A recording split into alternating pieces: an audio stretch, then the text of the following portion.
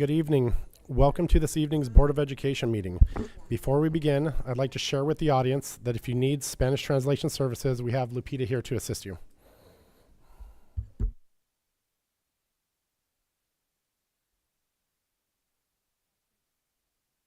Good afternoon, buenas tardes. Si necesitan servicios de interpretación al español, por favor háganme saber. Aquí estaré disponible. Thank you, Lupita. On behalf of the board, we'd like to share a reminder regarding the process for public comments during board meetings. For each agendized action, discussion, or information-only item, the board will hear from staff, then provide an opportunity for public comment, and hold a board discussion and vote if necessary. Public comment on non-agendized items will be heard during item 7, and public comment on closed sessions items will be heard on item 9 before adjourning into closed session. Public comment is an opportunity for members of the public to comment on items that are on the board's agenda or otherwise within the board's jurisdiction. To help us organize public comment using the system, if you wish to provide a public comment, please complete a speaker card located at the entrance to the meeting room and provide it to the executive assistant to the superintendent, Michelle, and Michelle's over here by the door. Speaker cards for public comment will be accepted up to the calling for the public comment portion of that agenda item. I call this meeting to order at 5:31 p.m. and would now like to establish a quorum by roll call vote. Board President Jason Rumenzi. Yes. Board Clerk Jake Odello. Yes. Board Member Sarah Hines. Yes. Board Member Matt Glazer. Yes. Board Member Rita Patel. Yes. Thank you. May I receive a motion to adopt the agenda? I'll make a motion to adopt the agenda. Second. Board President Jason Rumenzi. Yes. Board Clerk Jake Odello. Yes. Board Member Sarah Hines. Yes. Board Member Matt Glazer. Yes. Board Member Rita Patel. Yes.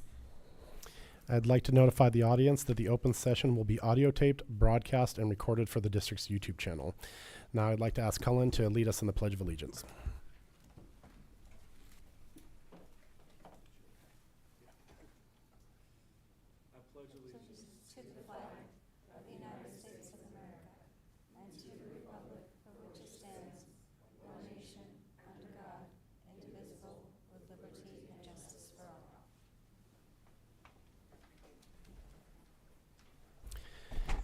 Item 2, reports. These are routine status updates regarding campus activities, meeting schedules, conferences, and meetings attended, and recent developments from our student representative and our union, the ACT and CSEA presidents. This evening we won't have one from the CSA, so we'll start with our student representative, Cullen Pritchard. Hello. So to start off, Tularcitos, they're having field trips to the Carmel Valley History Museum, Santa Lucia Preserve, the Indian Village at Pebble Beach, and the Hartnell Planetarium. Carmel Middle School is dedicating this week as a celebration of Miss Montana, who will be leaving the school after 21 great years of service. This again just showing this fantastic sense of care and community in the Carmel district. Carmel River had their second grade class musical last night, and the first grade will be having theirs on the 30th of April. Carmel High School Drama Department wrapped up their production of the musical Grease, so a big congratulations to all of those who participated in the play, both on and off the stage. These students are currently campaigning at CHS for ASB positions for next year, so good luck to all of them, and I hope that they acquire a position where they feel as though they can bring change on campus. Thank you. Thank you, Cullen. Next, we'll receive a report from our ACT president, Elizabeth Marsh.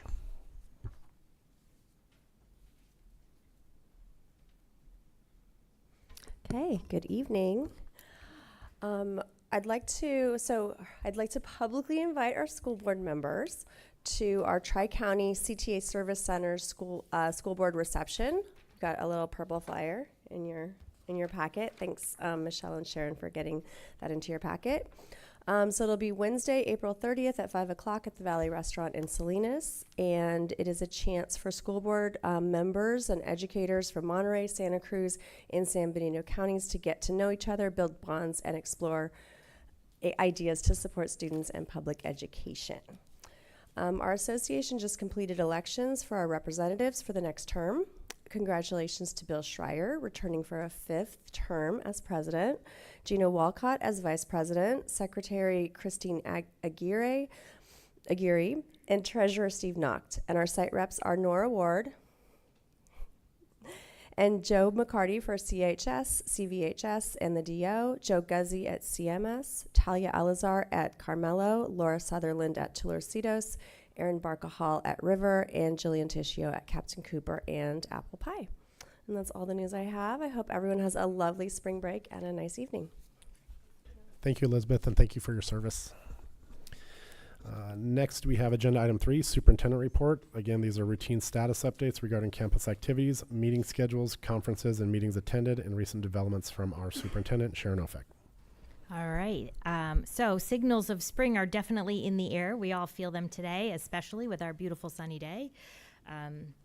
But I certainly know that spring break is right around the corner, and we're all clearly in the final phases of the school year with some intensive planning taking place around what we're going to do next year with regard to each of our campuses and how to work with them. And the district and site administrators are working collaboratively to assess and determine what's best for each campus while also being fiscally responsible.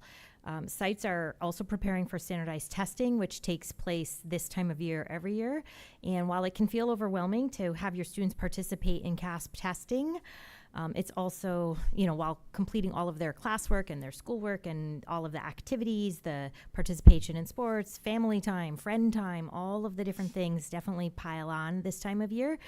But it's really important that we have our students participate in these assessments for a bunch of reasons. And so I'm going to list off a few of them. First of all, it can help the school district identify learning trends in our district, which then leads to conversations around curriculum and instruction. It can help teachers adjust their instruction if they look at their grade level results or even their student level results, and they can see potential areas where they can do some reflection and work together as a team to improve their instruction.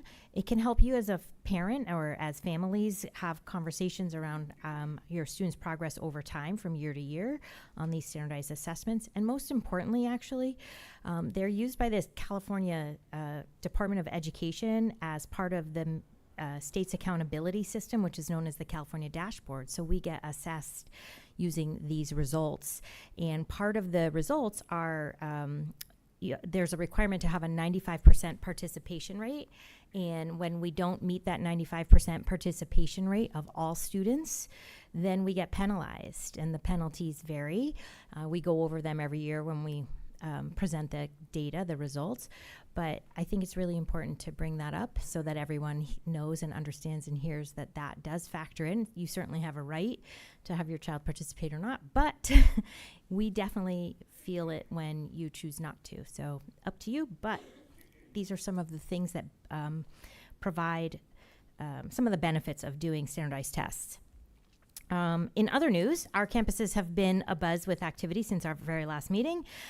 So in addition to visiting sites and engaging in negotiations several times with our labor partners, I've also been able to attend a CTE JPA meeting in Gonzales, watch our CHS students perform in Greece, enjoy our talented musicians in the orchestra and band festivals, attend Jevin West's presentation in partnership with the Carmel Public Library Foundation on media literacy called Media Literacy in the Age of Misinformation.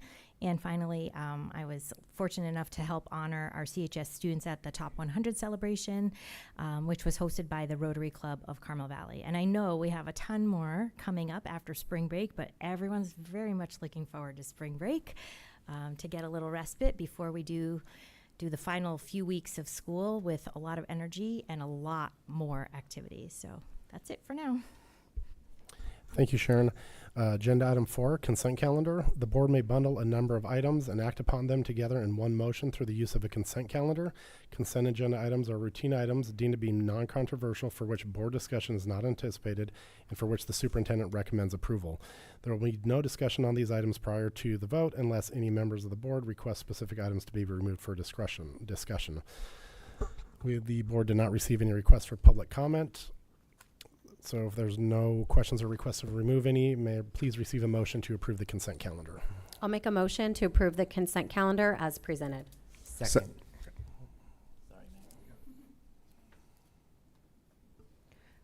Board President Jason Remenzi, Yes. Board Clerk Jake Odello, Yes. Board Member Sarah Hines, Yes. Board Member Matt Glazer, Yes. Board Member Rita Patel. Yes. Thank you. Agenda item 5A, resolution number 25-03, authorization to establish a trust account in the Carmel High School Associated Student Body for the purpose of fundraising on behalf of Monterey County Kids Now program. This will be presented by Chief Business Official Yvonne Perez.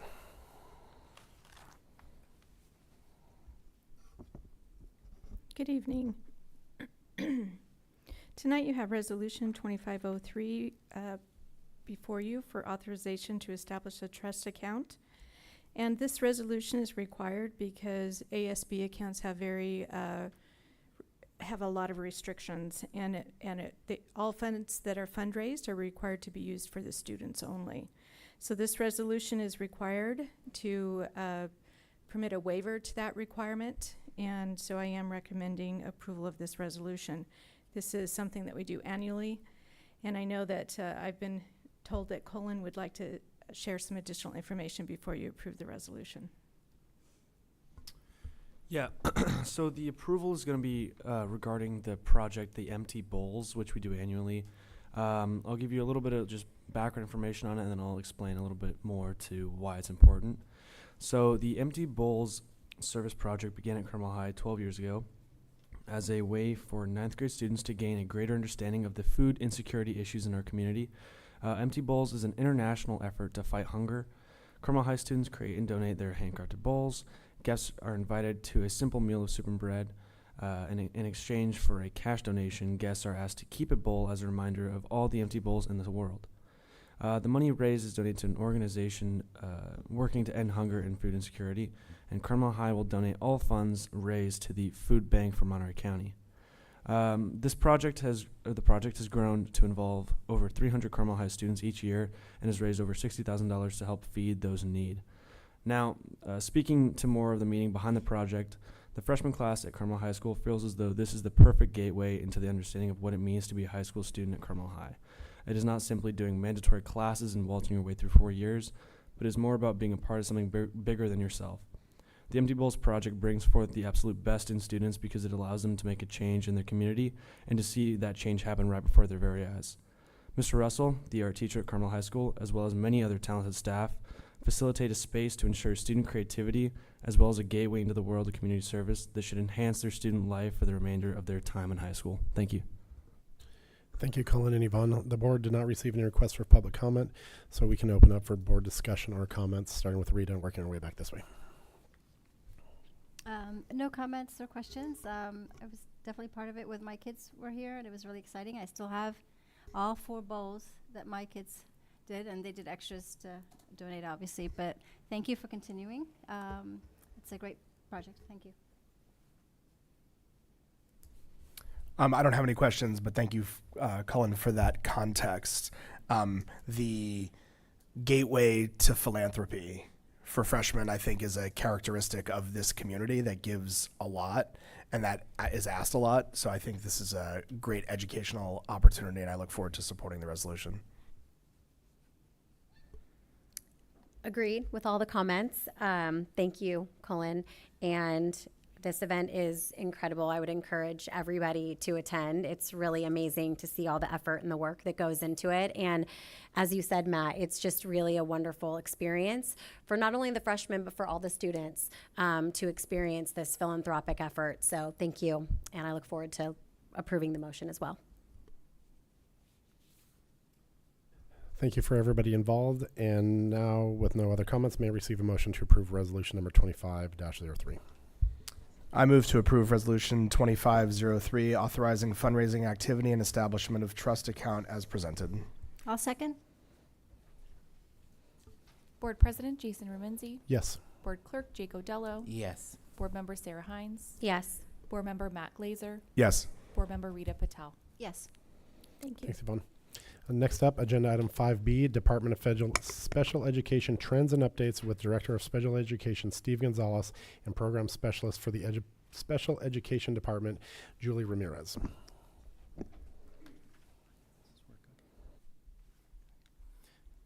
Okay, thank you for allowing us to be here tonight, Board of Trustees and Superintendent OFEC. We appreciate it. By being here tonight, it really allows us to provide you with trends, updates, and it also reaffirms our commitment to supporting students with disabilities. I am Steve Gonzalez, the Director of Special Education. Good evening, I'm Julie Ramirez, and I'm the new program specialist for Carmel Unified Special Education. And I just want to thank you. This is my first board meeting here with Carmel Unified. I've received a really warm welcome from everyone across the district and a lot of eagerness from the special education staff, families, and students for support and an outside perspective. Historical knowledge, and so it's been really rewarding to be here already, and I'm enjoying the weather greatly. And Mrs. Ramirez has made significant inroads in supporting our staff and programming, so we do appreciate your knowledge and you being here. Thank you.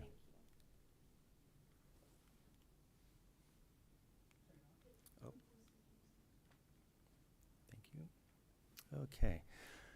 So as we move forward with the presentation tonight, we really want to give you a broad overview of the department, who we are as a staff, what guides us in our decisions as we work with our families and our staff and our students, and what are the accomplishments and the successes over the years, as well as what have been the what are the next steps in terms of our short-term steps and also our long-term goals. So with our collaborative partners, those being within the school district, the department, as well as in our community, every day we interact with, it could be our student services department, it could be our transportation department, it could be working with our IT department, really to support our students with significant disabilities or with any support they may need in the classroom depending on their IEP. To provide you an overview of who we are as a department, you can see that we are 82.4 staff members. And when you look at this slide, one of the significance of the slide is that you will see 36 of the staff members are support staff. 18 of the staff members are teachers, and so they are working directly with our students in the classroom. And that really reaffirms our commitment to supporting our students where they are at the school site and within the classroom. You'll also see that what grounds us is our values: integrity, compassion, and inclusivity. Integrity being that when we make decisions, it really is based on the law, and compassion are the courageous conversations that we do have with our community partners and with our families. And we are always wanting to be welcoming for all of the students that are on our schools. When we do make decisions, again, with integrity, it is grounded with the fact that the Individual Disabilities Education Act is a law. And so that being said, when you look at this slide, the educational disabilities, there are 13 categories of educational disabilities. And again, that is defined by IDEA. And then we have educational plans that are really tailored to the specific needs of the student. We have to provide a free and appropriate public education. As a public school district, we're obligated to, of course, provide a free and appropriate public education in the least restrictive environment. So what that means, least restrictive environment, this is a really significant slide when we look at this visual. You'll see on the left-hand side, we consider all of our students general education students first. All the teams, when we're at the table and having discussions about our students, we really do need to consider the general education environment. And in that discussion, we also have to really have a conversation about maximizing to the extent appropriate how they are interacting within the general education environment. We also have to be very intentional about providing the supports, the services, and the supplemental aids when they're in the environment. When teams are considering students in the environment, they really have to be looking at progress monitoring. They have to gather data in order to determine whether or not they're successful in the environment. So after gathering all that information and making a determination, you can see as you move to the right of the continuum, we do call this a continuum, it does get more restrictive. And so our goal is to always look at the least restrictive environment and making that decision, because of course we want them to be educated with their peers who are non-disabled as well.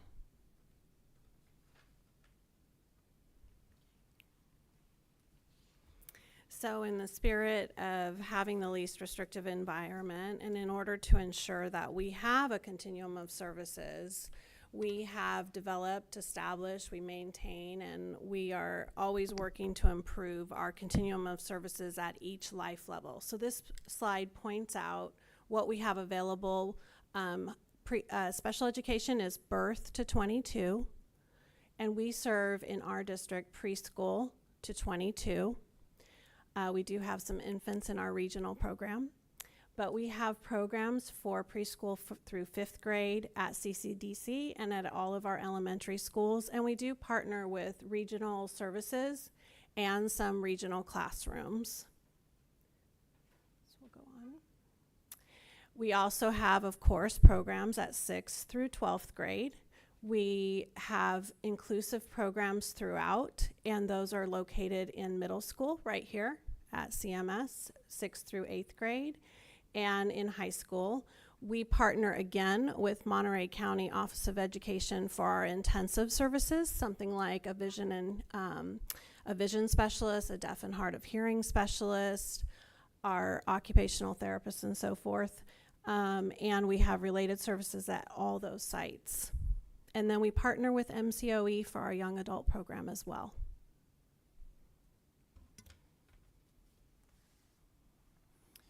So we're going to go ahead and share some of the trends and patterns for our students with disabilities. When we talk about data, I do want to indicate that each of the data points are families, their students, and their individuals, and that we're making important decisions in regards to their well-being and also their education. And so when we take a look at the historical data trends, you'll see the orange bars are total enrollment in the school district from 2017 all the way to the present. The blue bar are our special education enrollment from, again, 2017 to the present. What you'll notice is currently in 2024, presently, we're around 318 students currently with an IEP.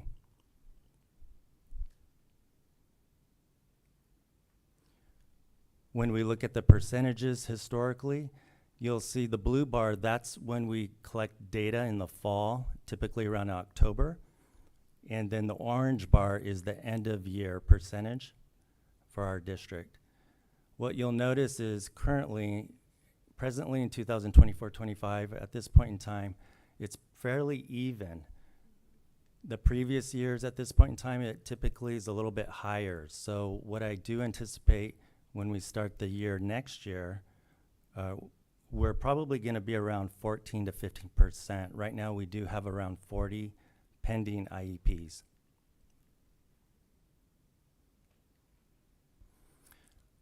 What you'll see here is these are the primary disability categories currently at the present moment for students with IEPs. The majority of our students do have a specific learning disability. And then secondly, you'll see that other health impairment that might include epilepsy, for instance, or Tourette syndrome, or a student with ADHD, for instance. So that encompasses 24.5%. And then 15.6% speech and language impairment. The other might incorporate the other, there are 13 categories where a child might be eligible. So the 13.9% really encompasses all of the other categories for students who are eligible.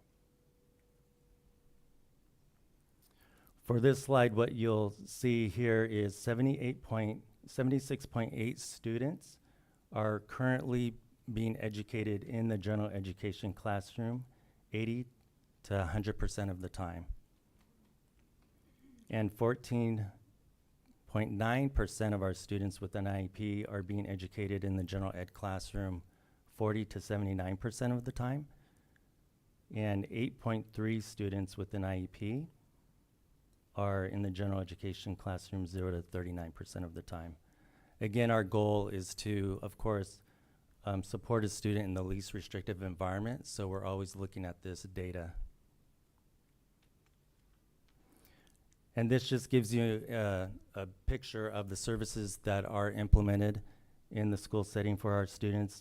Again, speech therapy, occupational therapy, physical therapy, counseling, mental health, clinicians, adaptive PE, and hard of hearing impairment specialists might be involved.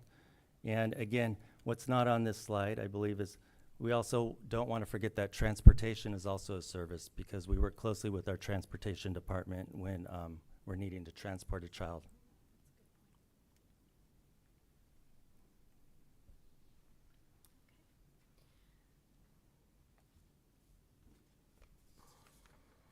So as Steve mentioned before, one of the most important roles in special education is our adherence to compliance.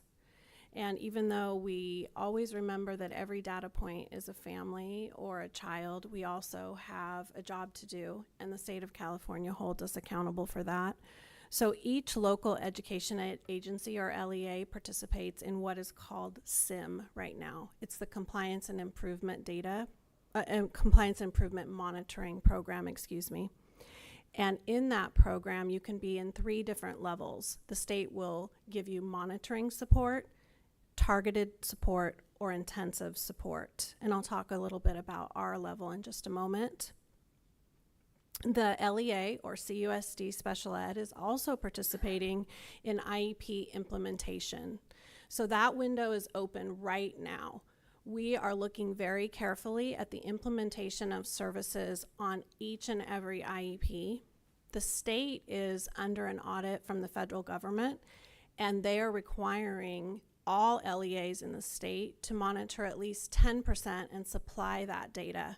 So we're monitoring it right now, and then we'll be turning it in by June 30th. And the goal is to be implementing our IEPs with at least 90 to 100% fidelity, and then continuously monitor, of course, for any areas where we find gaps or lapses in our compliance. As I mentioned before, the state supports in 3 different levels. I think we really can celebrate. We are a small district, and one of our indicators that we are being supported in, it's our first year, and we're we are thankful that the indicator that we are being supported in is the over-identification of autism for multi-ethnic students. We have some theories as to why that might have happened, and we're working very closely with our state analyst to make sure that we are monitoring that and bringing that number down. With a small district, it is difficult. Sometimes 1 or 2 students can change that indicator, but that doesn't mean we're not serious about it. We are even looking at our internal processes to see if there's something that perhaps contributed to that, that over targeting of that indicator.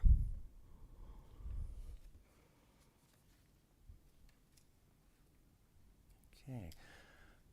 So I think you might have seen this in the past in previous presentations, but briefly, we just want to share that we are in the sort of in the middle of our comparison district. When we look at the districts in comparison, and also with the state average, we're much more above the state average.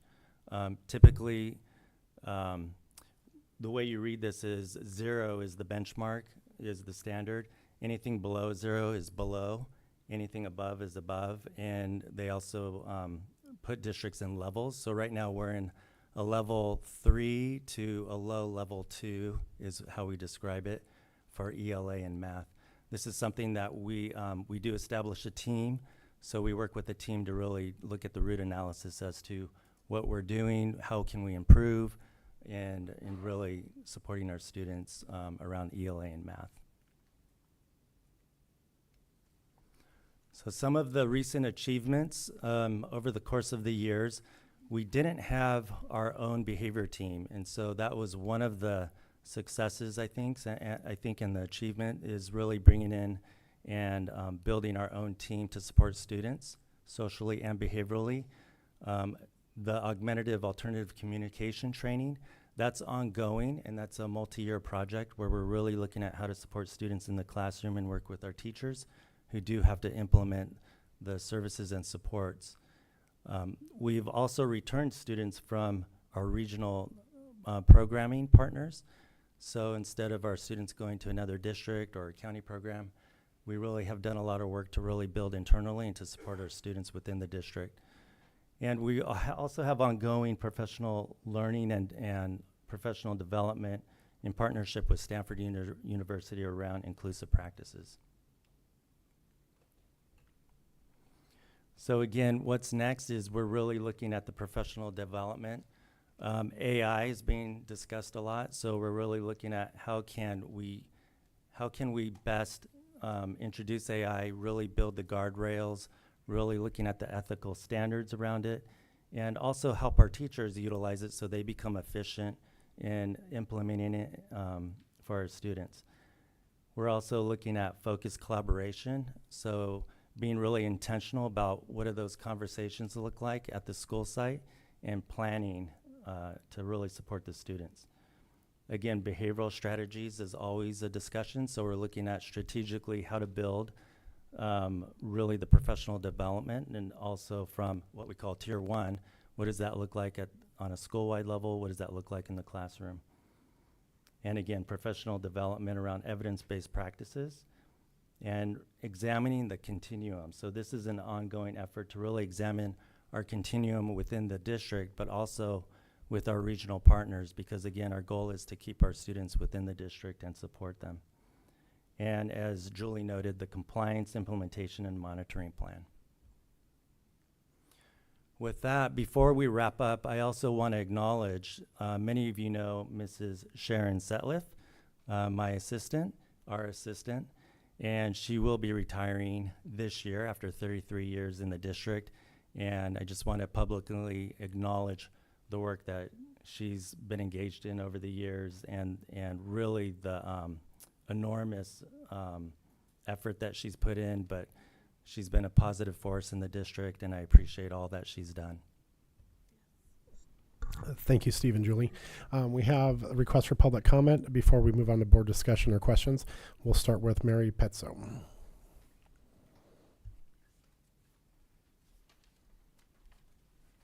Thank you, Steve and Julie, for that presentation and all this wonderful information. I really appreciate you doing this. But I do have some additional questions, such as, does the district track students with IEPs after they graduate to see how effective the transition plans are? What's the ratio of IEP students to aides and co-taught core curriculum classes? And does the district have co-taught classes? What does inclusion look like at each school site? How many full-time and how many part-time aides are at each individual school site? What does special education and general education teacher support look like at all school sites for students with IEPs? Do special ed teachers and RSP teachers get additional paid prep time to coordinate with the general ed teachers in order for the student to get the most benefit from their study skills class and or RSP time? Are the aides paired with specific teachers in order to have knowledge of students' needs when the students go to their study skills class?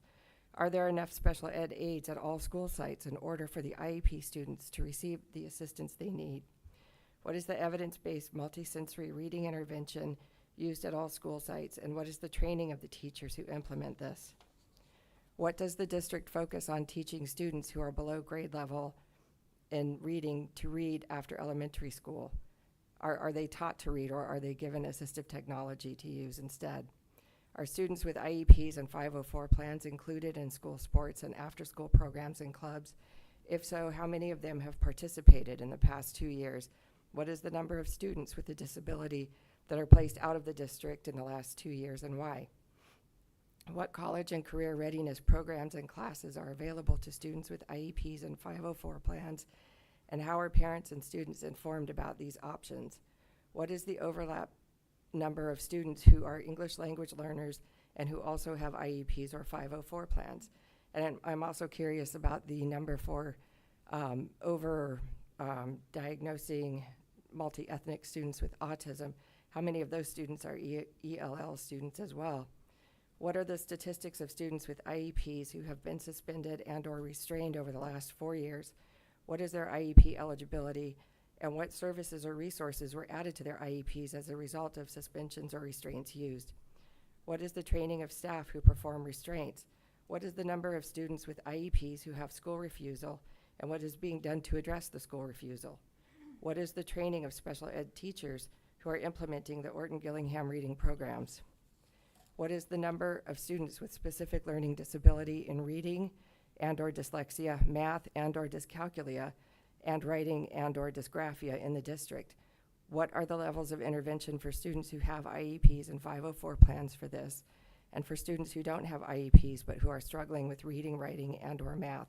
And how are parents and students informed of these interventions? I just have a couple more if it's okay. Looking at the California dashboard for 2024, students with disabilities were in the orange range for ELA, math, career, and college were in the yellow range for chronic absenteeism and graduation rate. What is being done to improve these outcomes? For 2023, students with disabilities were in the orange range for chronic absenteeism, suspension rate, and ELA, and yellow for math and low for college career. In 2022, chronic absenteeism rate for students with disabilities was very high and suspension was medium. What are the actual number of students in these categories, and what is being done to improve attendance and graduation rates and reduce suspensions in these categories? Thank you. Thank you, Mary. Next up, Jade.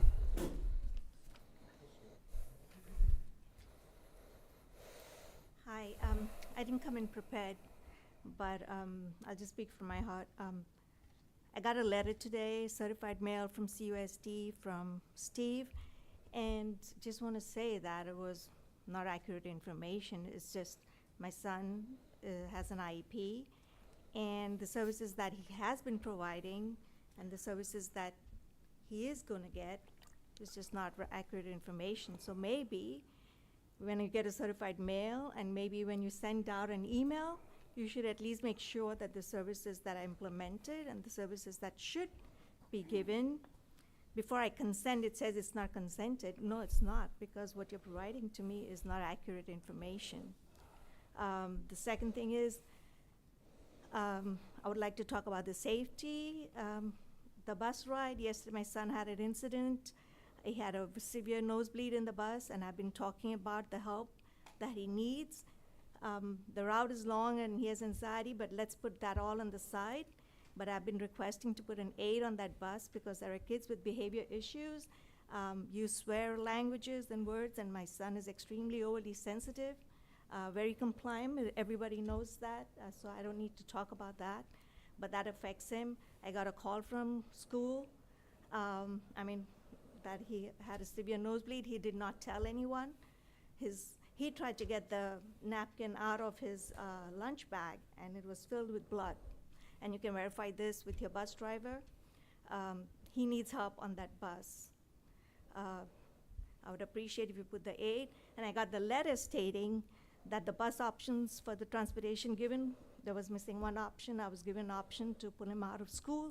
Every day miss one period. I don't think that is an option that should be given, but that was not listed on the paper. It was discussed in the IEP. How can you pull out a kid every day one period early? So, what else? His hair was cut off by another kid, and my kid says, please do not do that. This is not right. He's a special needs child from his classroom. There are two aides sitting on this side. This is the aid I asked for help, not that my son needs help, but he needs help to watch him. He doesn't have behavior issues. We did the kind of testing and everything, but he needs support because he doesn't speak up. He has 104 degrees fever, and he goes through the entire day without saying anything and being compliant. Yes, he has autism, but he has no behavior issues. So every kid is different. Every kid is unique. How do we help kids like this? I mean, we need to come up with a different plan. There is a checkbox, I am told, that if he doesn't qualify, he can't get an aid. But there has to be something. He doesn't express anger. He doesn't express his needs. He takes it all inward. is just not right and appropriate. I think that a change. If somebody cuts his hair off, I got a message, a voicemail from an assistant principal, literally chuckling. I have that voicemail. And telling me your kid was laughing. He has special needs. He does not know how to express himself. So I would ask all the parents here, how would you feel if your child's hair is cut off and somebody leaves you a chuckling voicemail? I sent out emails, I got no response. I let it go because, well, I let it go, but it's piling up. I think things need to be looked into. I asked for help, I got no help, I don't know. So there needs to be changes, I need to be heard. Maybe we need to meet and we need to resolve. Thank you. I don't have time, but there's a lot more that I need to deal with. I'm hoping somebody will contact me. Thank you. Next, Katrina Hodges.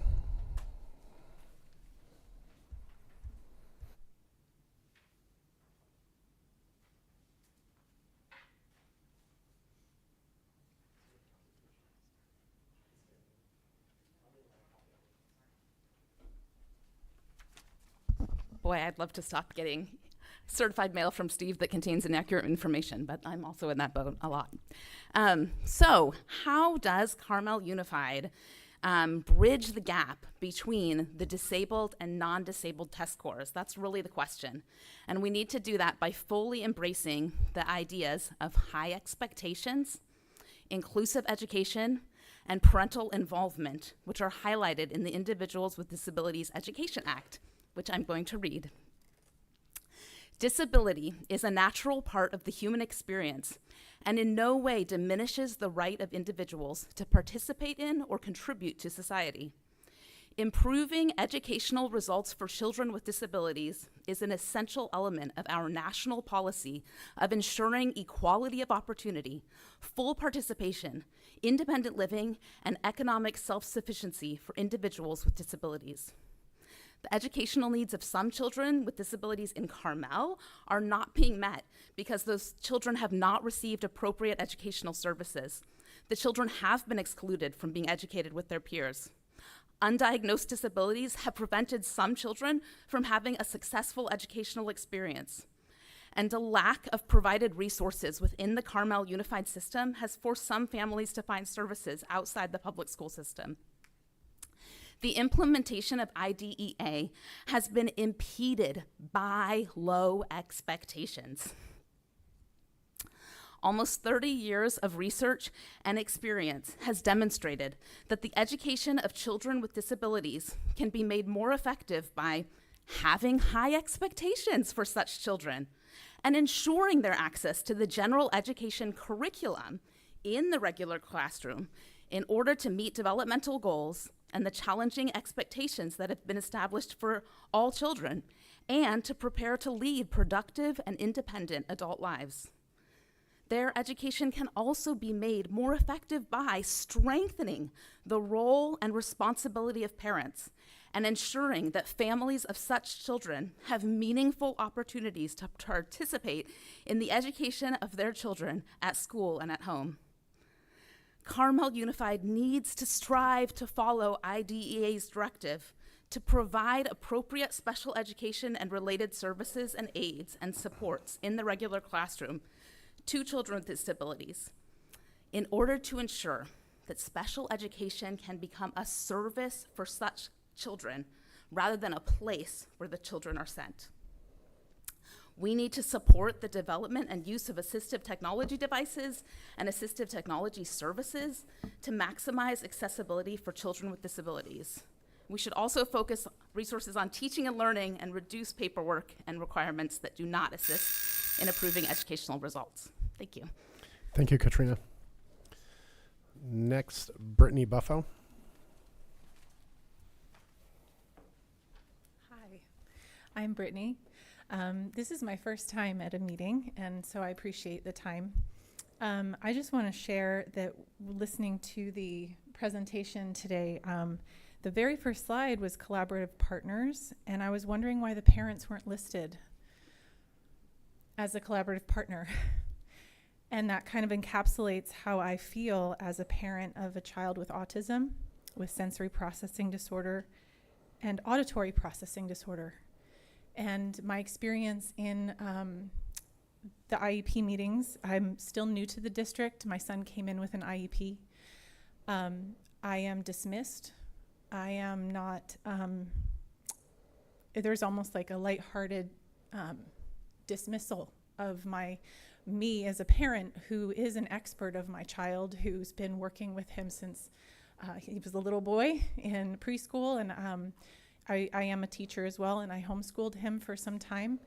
And so I feel that my observation, my input, and my intelligence should be honored. So this is my personal experience. I'm not speaking for anyone else, but I feel that if the 3 levels of integrity, compassion, and inclusivity is the foundation of your value system, I would like to feel a part of that compassion as being an expert of my child and having a part of the IEP meeting and determining his eligibility. Thank you.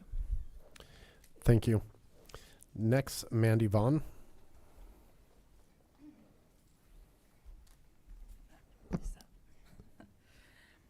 Thank you. It's also my first time here. Thank you to Mr. Steve Gonzalez and Ms. Julie Ramirez for their presentation.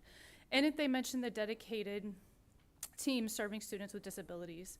Of the 18 special education teachers mentioned in the district, 2 are located at Tularcitos, where my son receives services. He's in his last year at elementary school. During his attendance, we've had 4 special education teachers come and go. The 5th special education teacher started last year.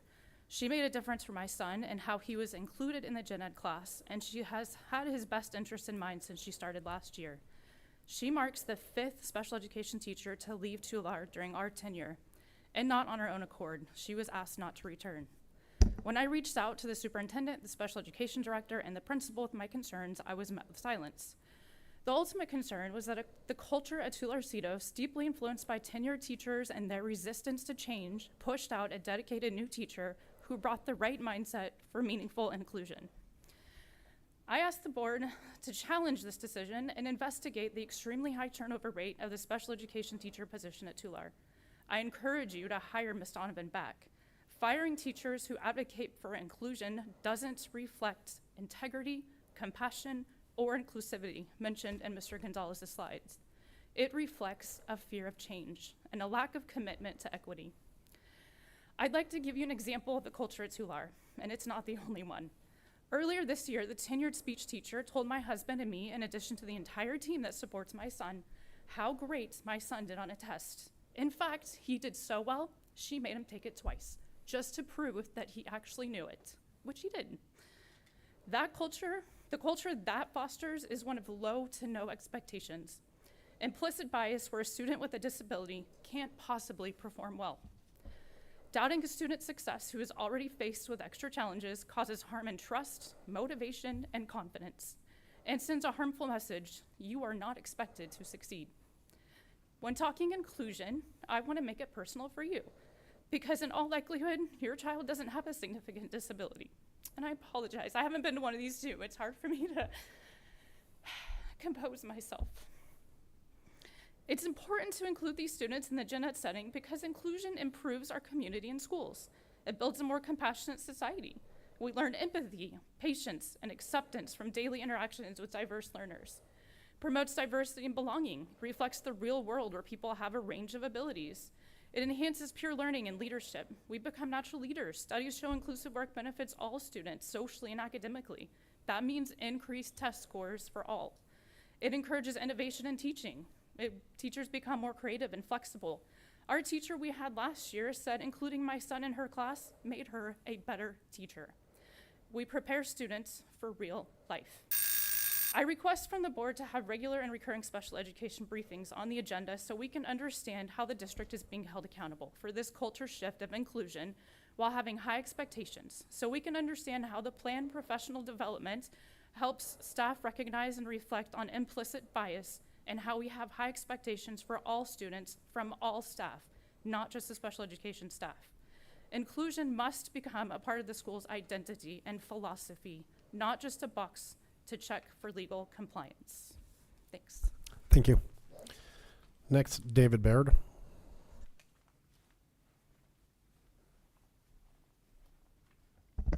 Good evening, members of the board.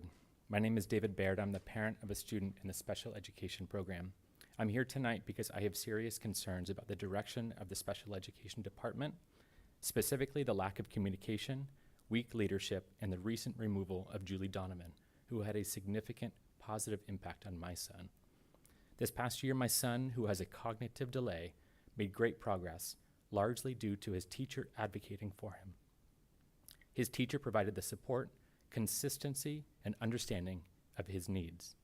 She built trust, maintained structure, and partnered with us as parents and the general education teachers. The difference she made was clear. So when I learned that she was let go, it was extremely upsetting, not just as a parent, but as someone who has watched this department consistently fall short in communication and accountability. Unfortunately, this is not a new issue. Communication from the special education director has been poor for years. I've experienced delays, unanswered emails, and a lack of follow-through again and again, sometimes lasting weeks at a time. As a parent, I should not have to chase the very people who are responsible for my child's support. Because of my son's cognitive delay, he isn't always able to share what happens during his day or speak up for himself. That responsibility falls on me, and I take it seriously. I've had to be persistent just to secure basic services, such as requesting a professional learning specialist to help create more opportunities for my son to learn alongside his general education peers. Earlier, Mr. Gonzalez highlighted recent achievements, including the department's collaboration with this professional learning specialist from Stanford University. What was not said is that this consultant was brought in as a direct result of parent advocacy, not as a proactive effort by the department. Parents like me pushed for greater inclusion and fought to bring in outside expertise when we saw our children's needs were not being met. Inclusion with general education peers should be the standard, not something that happens only after parents demand it. Inclusion is not a favor. It's a fundamental requirement under the law as part of providing a least restrictive environment. Yet, too often it falls on parents to fight for it.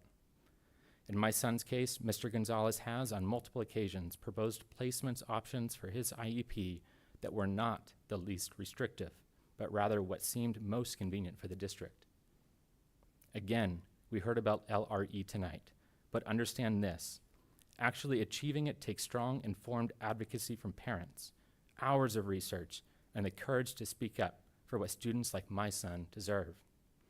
I'm asking the board to take a closer look at the leadership of this department. The lack of communication, lack of follow-through, and lack of transparency are long-standing problems. And now, removing an effective and trusted teacher like Julie Donovan only deepens that concerns. Our students deserve better, and so do the families who are trying to support them. Thank you. Thank you. That concludes all the requests for public comment on this agenda item.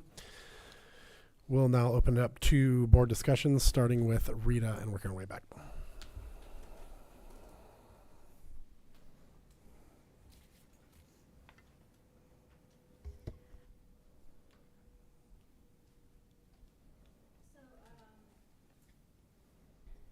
After hearing the presentation and then also the parent comments and questions, there's a lot to digest here. And so I guess one of my first questions would be, would you be able to describe a typical day for a special education child at, I mean, I don't want this meeting to go on forever, but at each site? I believe that would take a long time because we have 6 different sites. So if you could narrow that down, that's possible, but Okay. it will take a long time because it also depends on the level of services each student receives. Okay, so let's do Tularcitos. Since we have, it sounds like, looks like we have parents from Tularcitos. I think it would, here's the thing, every student's on an individualized plan, and so each student receives a different percentage or degree of services. And I think, I hear that, we're listening to the parents. I hear you're asking to try and get a better sense of what their students go through, but each one of their students has different percentages of inclusion time and different IEP obligations that the district has held to. So I think you're trying to ask for something in a generic sense that isn't generic at all. So I'm not trying to Yeah. No, shut I you get it. down, but I also yeah. want to acknowledge that is not an easy question to answer. Okay, so can we have just one example then? Maybe, I don't know your name.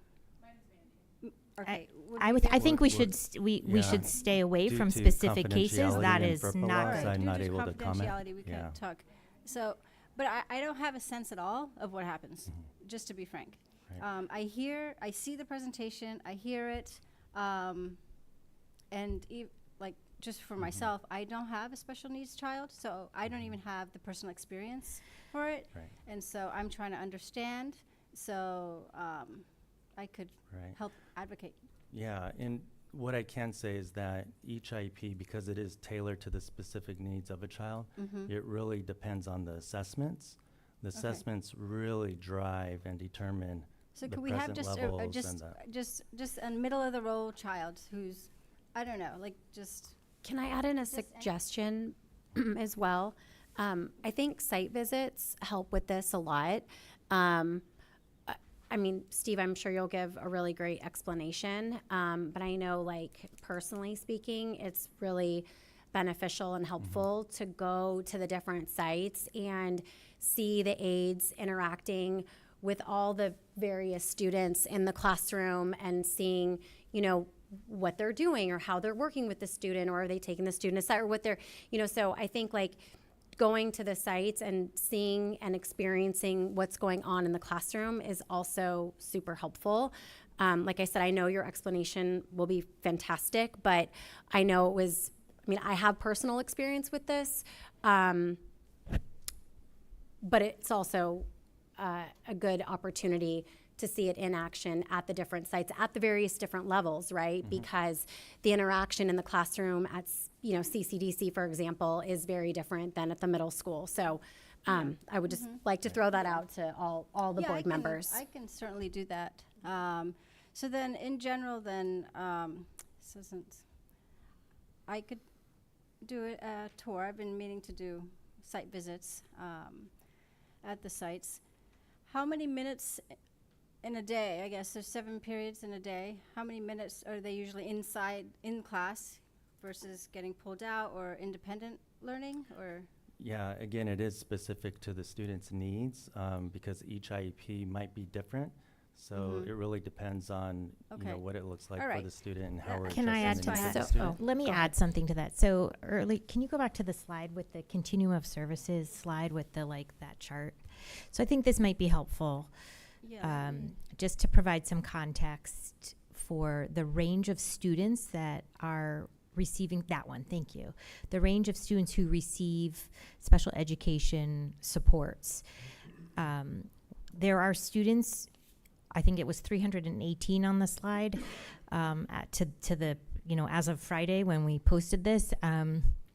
We have students in this school district that are all the way from the left all the way up to the right, literally, that we have in residential programs.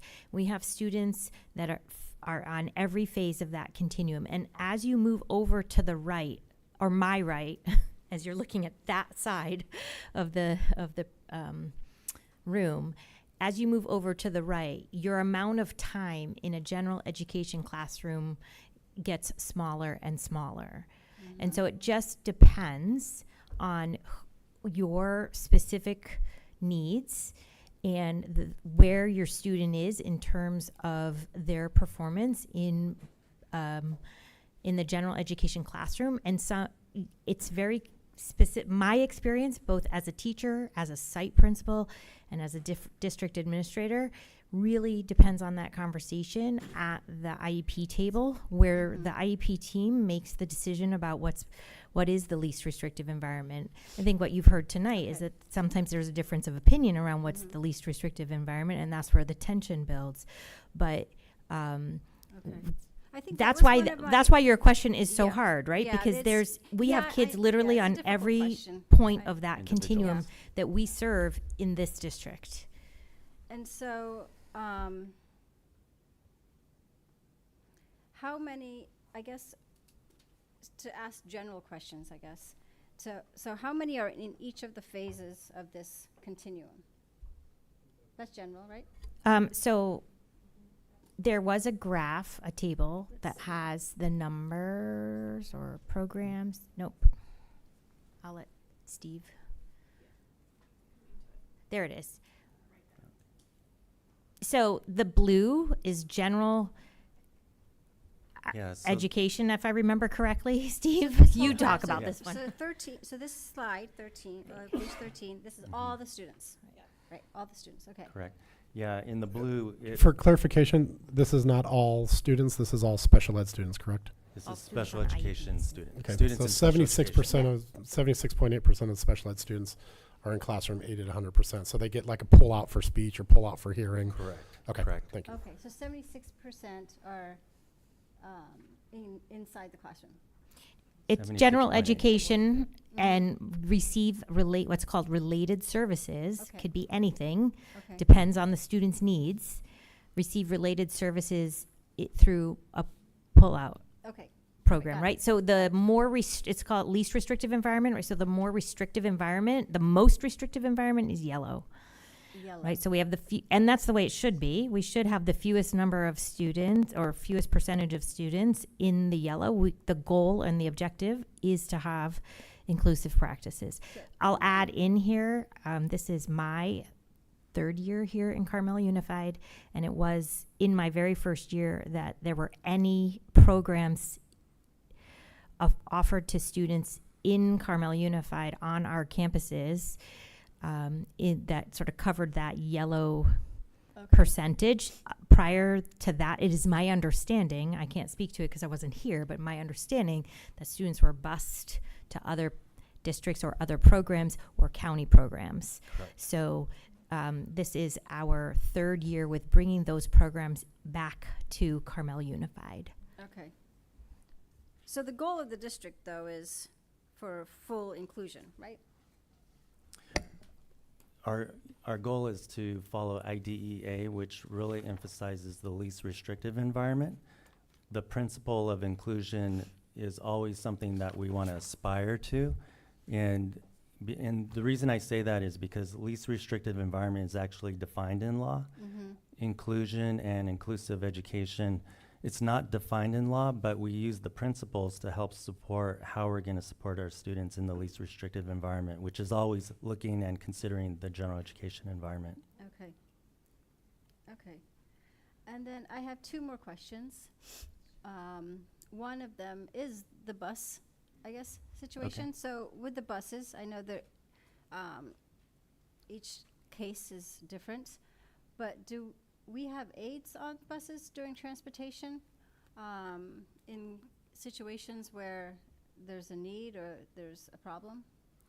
Yeah, we do. We really make the decisions based on assessing the circumstance. Mm-hmm. So I can't, due to confidentiality, and Yeah. I can't really specifically say, if we do for a specific purpose or a specific student. But if there's a need, we would definitely look at the need and we would address the need. Now, you say the need, because that could just be kind of vague. How do you define that? Or what are the parameters that you're looking at? Sure. We do have what's called a SCIA, Special Circumstance Instructional Assessment, and that is really looking at either behavior, medical needs, or it could be mobility needs, and having the specialists, and it does have to be consented to by the parent if we are looking at a specific student or their child to be able to assess the situation. If it's looking at the environment for like a whole classroom or all students, it really is, or it could be looking at we could be progress monitoring something that's already in an IEP, but we would really look at we would coordinate with the specialist to really conduct the observation and then work with the team in providing the results. They would have that discussion based on the data that's collected in order to determine Okay. the service. Okay. Okay, and then my last question, page 19, the assessments performance with the comparable schools.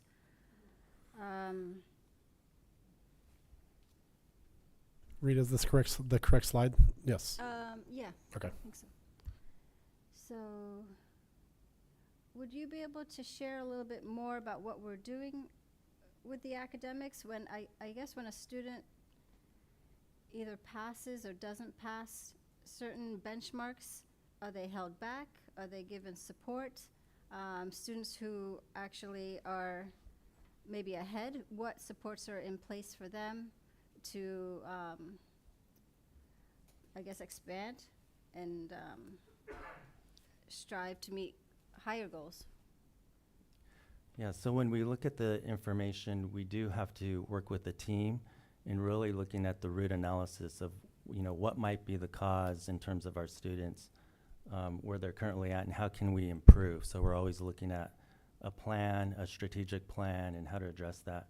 Right now, in collaboration with our curriculum and instruction and assessment partners, our coordinators, we would want to look at, and we are looking at, the curriculum, how our students have access to the curriculum, whether or not there's supplemental components of the curriculum that can help differentiate so that they can be exposed and have access to that, and then how we're supporting them in the classroom.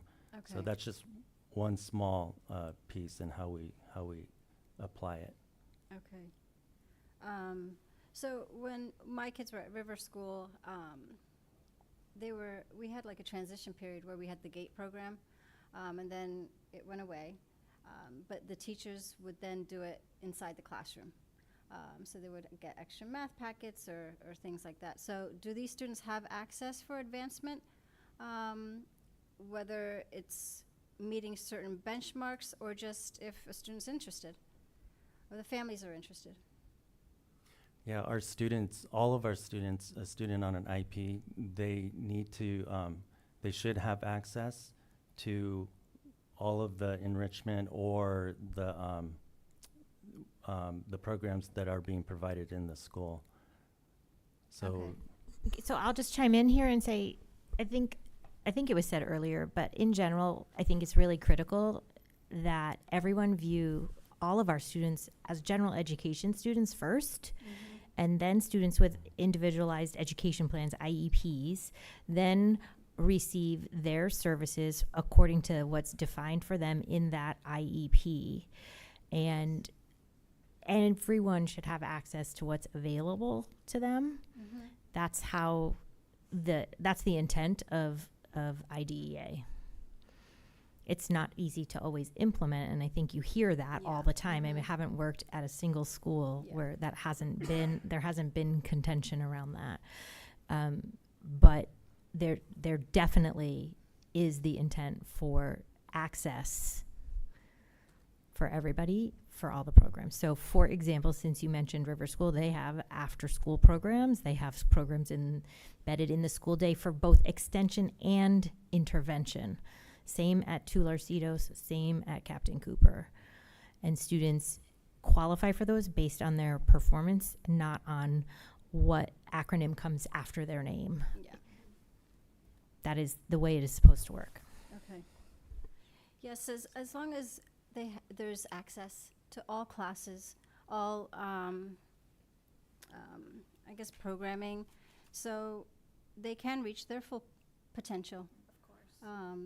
That's what I'm interested in and I'd like to support. And then I guess lastly, thank you for the presentation. I know it's real hard work. I mean, it's good work. It's really meaningful. So I appreciate all your hard work and putting the presentation together.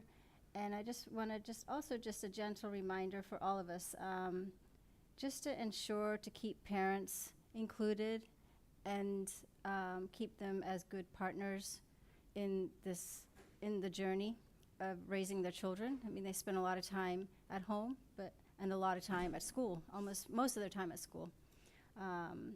And so I think it's just important for good communication and to build strong relationships and partnerships with the parents.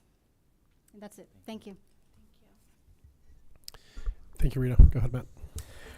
That perfect segue into my question, which is about how we improve parent advocacy access. I should say that I've experienced having my child go through an IEP assessment, not qualifying for an IEP and having a 504 and having a lot of success. I also acknowledge that Captain Cooper is able to do that in a really focused way with such a small class sizes and positive intervention. So knowing that the resources exist in the district, but asking this question inspired by some of the speaking and also listening to this, which is, what are ways that we can improve access for parents to participate? Because the IEP meetings happen at a regular basis. The parents have the right to request IEP meetings any point in time during the process, and to ensure that the IEP, that what happens after that meeting is implementable, it's considered, and that there's quality of communication that responds. Because that's been my experience with our school site plan. No, thank you for the question. The SELPA does require what we call a CAC. It's a Community Advisory Council. And so we did have a parent that was participating in that council. That's just one element in that partnership. We have been talking about, because our district's small, so if it's a large district, they require internally the district to have their own CAC and really bringing the parents together. So we have been having conversations and planning for next year in terms of what that might look like if we do that on our own and really build that outreach to our parents and looking at multiple avenues to connect with them and to have that relationship and that conversation. So that's just one way. Another way is we are revamping our website. So that's another outlet. And also we know that emails and phone calls, that's not enough. And so we are looking at multiple avenues to help do that. But it also might be not only district-wide, it might be also working with the school site, the teams at the school site, maybe having regional small parent connections that can be ongoing. So those are conversations that we're having. And then as we get regular reporting, which I think we have agreed is part of what is going to happen going forward, at least that's kind of our mandate, that the improvements in systems and in access, these are tough metrics to measure, but on the ground practicality to be able to report back to say, this is how the assessment plan has evolved, this is how parent access to the IEP has evolved, and to report to us on that, because that's an area where we can hold you accountable. And I think that's essentially necessary. And then this question about standards is a fascinating one, because I hadn't thought, having a child that has a 504, I hadn't thought about how that child might be held to a different standard than general education partners. Again, at Captain Cooper, that has not been my experience, but again, it's small and focused. So how, Sharon, you said it, looking at all children as general education experience, but how, if at all, are those standards adjusted given someone's individual, and this might be too specific, but given someone's IEP, are standard adjustments part of an IEP, or how do we reconcile this kind of misunderstanding that seems to exist? Yeah, that's a great question. So that really leads to our discussion around accommodations and what is an accommodation versus a modification. So if a child's on a 504, they're always going to be, engaging in the same standards, the same curriculum, because they're receiving accommodations. If a child's on an IEP, and depending on the severity of a disability and the needs of a student and tailoring to their IEP, they might be on what we call a modified, they might be receiving modifications to the standards, which means the expectations are they're different, but they're different because they're addressing the specific needs based on the assessments that were provided to the student. But most of our students are exposed to the standards, and they're receiving accommodations. I can just provide a concrete example from a long time ago when I was a math teacher, if that provides any context. This one I can actually provide an example for. So I was a math teacher, and I had a very, I mean, in the language in education, we'd sort of classify this student as having pretty severely impacted ability to do math. But the agreement around the IEP team table was that it was never going to be something that he was going to be good at, and the request was for him to be mainstreamed into a mainstream math class, which was my classroom. And so we talked about that at that point. Well, what does that mean? What does that look like? What are your expectations as parents? And we landed on this, and those are hard conversations as a teacher and as a parent, and frankly, as an IEP case manager as well. I think those are hard conversations to have. But as we've all heard, that is dependent on building relationships with parents.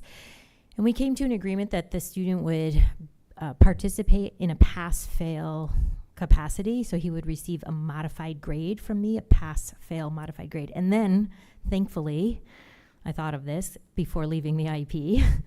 I was like, well, what defines pass and what defines fail? So that led to another whole question. So like literally this is hard work, as Rita said, and as our parents expressed, like everyone's engaged, everyone's involved, everyone has to contribute to that. It turned out, I mean, I think, and I know this for a fact, and the reason why I have no problem sharing this is because the parents stayed in touch with me and the students stayed in touch with me. They had a great experience. But we had really hard conversations about these types of things. And sometimes that comes with a lot of emotion because, you're talking about what does that mean for your student and what does that look like? And it's sometimes very hard for parents and for teachers. I'm not going to say it was easy for me. It was very hard. So that's an example of how customized it can become. We came to an agreement about if these things are met, that's a P for pass. And if they're not, then it's an F for fail. And my last question is around this idea of inclusion. Sure, it's not written into the law, but certainly there is training and there are avenues for ensuring access to inclusivity training regardless of what is mandated by law, and that also be reportable in the regular reports to let us know these are the elements of inclusion training that have happened at the staff level. And again, that's measurable. That helps us hold you accountable. Thank you so much. This was a comprehensive report. I really appreciate the info. If I may add a little bit about some history with some parent collaboration, and if I may turn my back to the board for just a moment. Again, my name is Julie Ramirez. I'm a program specialist. It is my 17th year in special education. It's my 25th year in education. I started out as a general ed teacher. I moved into special education for students like each of yours. They are who Steve and I hold dearest in our heart. I know it doesn't always feel that way. And as Mr. Baird shared, sometimes good things come from bad situations, and that specialist who has come to us is leading the charge. We're examining ableism. We're breaking down biases. We're having real conversations with general ed teachers and special ed teachers. And so I thank each and every one of our students that we're able to serve in special education because they teach us more than we will ever teach them. I do welcome the opportunity now as we're building capacity in our department. As Steve mentioned, Sharon has been his administrative assistant for the last 7 years that he has been here. Steve and Sharon are the only people in the special education office. I am now here. I'm not magic. But I'm here to listen, and I do have a lot of experience working with larger districts. I have built programs in districts with 5,000 special education students, and they were cutting edge. And the reason they were cutting edge and the reason why parents wanted to come there is because they were included. So it may sound silly to do a parent coffee or a special ed 101, but those are things that we did commonly. And I look forward to doing those with every school site. And Rita, you can come and learn about Special Ed 101 with me. I'm happy to be here. It is my life's passion to serve your students. And I do want you to know that Steve and I are, and Sharon, are committed to your students. And listening to you, we may not always disagree or agree, and we may not always answer every question, but we will look at the data. We will try to decide compassionately, and we are committed to working our entire careers for students with your significant needs. So I just want to thank you for the comments you made. Many of the comments that were made this evening by the parents, I agree with. So I thank you.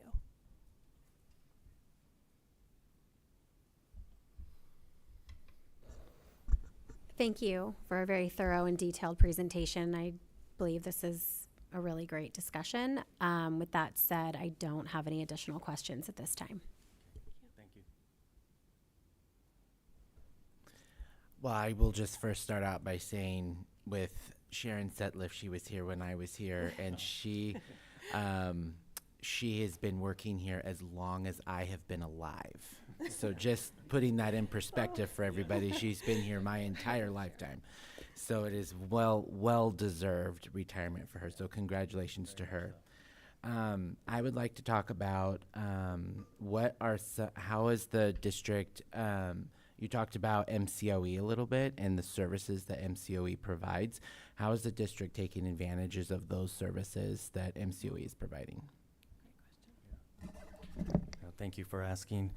So Monterey County Office of Education, they provide professional development as one. So they do offer professional development and that we can send our staff to. That's one area. Another area is they provide specialists. So if a child does need a service that really is specific to the IEP, we make a referral to the county. And for instance, a vision specialist might be needed, so we'll make a referral for the vision specialist to then provide the assessment, and they would also be part of the IEP team. So just one example. Okay.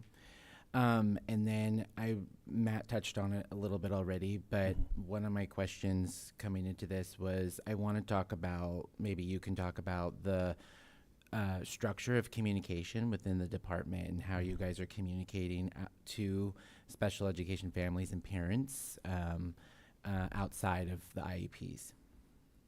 Right. So outside of the IEPs, we do work with the sites in communicating information. If there's a community training or if there's a community engagement, that sometimes the SELPA would actually share that with us. So then when we are notified of that event, then we would want to disseminate out to the parents and families. Again, that is an area in talking with Julie that because it has just been me and Sharon and that's not an excuse. We want to build on building that relationship and the partners in the community. So that's an area that we're actively engaged in where we're planning to really increase that outreach. I'll chime in here. So I've already shared some information about my arrival here almost 3 years ago. I will say I believe this is the first time special education is presenting to the board since pre-pandemic, so in 5 years. So first of all, that's really huge, and I would like to acknowledge that. And we've also, as people who watch the board meetings consistently will know, we've been presenting data for the last year and a half. And in all those data presentations and all those different data presentations, we always disaggregate and report out the special education performance of our special education students, not shying away from that and acknowledging that and showing that to the public. But one of the things that I think is kind of coming up here is it's not just the district, it's the sites and the district and the parents all partnering together. The sites have the day-to-day operations. So I want to make sure that's clear to people. But I also want to touch on this, what Steve said, which is since I got here, I was always surprised at the number of IEPs and how small the district level support was. Because if you look at the data, which is on slide 10, I think, you'll see that since the pandemic, the numbers of students qualifying for special education has increased. And it's not insignificant. In a short time, it's increased by 100 students, and it still remained, a director and a support staff person. So we've been working on that for quite some time, and we're really fortunate to have found Julie, who wanted to come here and work here with us. We're psyched to have her. And we're working on, you're hearing a lot about Sharon Setliff retiring, but I want to call out, she does a lot of work to support this department, and will likely take more than one person to replace all of the things that she does. And, I think that shouldn't go unnoticed as well. Building out capacity of that department to support all the needs of the students in the district is really important. And by the way, bringing back 3 years ago with just those two folks, the what people would call the moderate to severe programming in-house is a tall ask and a big order. And it was done. And I think we still feel all of the growing pains of that. And it doesn't provide an excuse, as Steve said, but it is good to recognize and acknowledge that it's work that's ongoing. And that's what I was going to talk about, is the fact that, right, this from what I've learned here, right, is that this communication structure is super complex, because you're looking at different sites, there's different individualized plans going to different sites, and there's 318 students on an IEP. Correct. Which IEP is individualized education plan, right? Correct. Which that's the other funny tall tale of public education. Everything's an acronym. So I've had to do a lot of learning on acronyms. But so there's 318 students, and so with those, and you have and the department is spread across all the different sites. So Correct. It's really about this communication that comes from site principals, could be teachers, could be just the department here in the district, it could be all over. It's a very complex web, right? And so you've talked about, and an answer was provided to me, that there is expanded methods of communication that you guys are thinking about and are hopefully moving forward with. Correct. And I've been able to do some site visits, and I have been to some of the special education classes and whatnot. And so the work that's being done there, I don't want to diminish that. There's a lot of good work that's happening in the classroom, and a lot of things I hear about, and a lot of the feedback I get is how good things are that are happening in the classroom. And so I don't want to take that away. So I will wrap up here by saying I think the last thing I want to talk about is one of my favorite phrases is forward thinking. And can you guys talk a little bit about how do you work together, work collaboratively within that web and within that complex structure? How do we think about forward thinking? Not necessarily about what we've done in the past, but how do we move forward and modernize and inclusive and things like all of those things. So what do you guys do to spend time to think about forward thinking? Yeah. Thank you for the question. And now that I have a thought partner, we've been talking about that as well. And so one of the things that we're doing that has been different, because it has just been me and the department, is we have expanded our ability to have meetings, face-to-face meetings with our staff, actually, with related services. In the past, it was all staff together sometimes, and because sometimes I would be in a meeting, we wouldn't be able to have those really specific periods of time where we had that face-to-face meeting with our related service providers. So that's one aspect, is now we're able to have structured meetings with specific providers in our district. So we're working with our OT, our speech and language therapists, our BCBA, our board certified behavior analysts. We're bringing our school psychologists together, and those are our related service providers, also our adaptive PE teacher. And so we're having ongoing discussions with them. And then we're also separately, we're having discussions with our chair department of special education from each of the school sites. And we're having specific conversations with our special education teachers so that we can really disseminate the information in a strategic manner. I'm also invited to the administrative meetings and the principal meetings. So we're looking at all avenues and how we can If everyone needs to receive the same message, how we can disseminate the same information to everyone. I don't know if you want to add anything else. I'll just add to the other direction. I'm very proud to be part of the educational services team. So we look at every child as general education, of course. So each department in educational services, that's student services, curriculum and instruction, college and career, and special education, we're all working together because every policy or procedure or a certain issue, it affects all of the departments. And so we're collaborating on that under the leadership of Dr. Mary Petty. And then I want to thank Mrs. Ofek also for her leadership, because then Mary's able to take that information to cabinet. And so we feel very much on solid ground. And that trickles to our staff that we're supporting. We're able to get back to them faster and share the information that is coming together from collaborative meetings. So it's exciting, and we are looking forward, just as you said. Thank you very much, and I'm glad we could do this conversation here today. So hopefully we have more good discussions like this. Thank you. Thank you. Thank you. My questions had to do with who do they reach out to next, but it sounds like Julie opened that door, and how the department's grown as the demand has grown and laws have changed, and I got both answers to both of my questions. Cullen, do you have any questions or comments? I do. I wanted to speak to the public's comments, but first I want to just mention that I think a big part of what needs to be done in regards to inclusivity is actually already being done with students, and I think that's where it starts. Is obviously we need support from parents, we need support from others, but a lot of it begins with students being inclusive.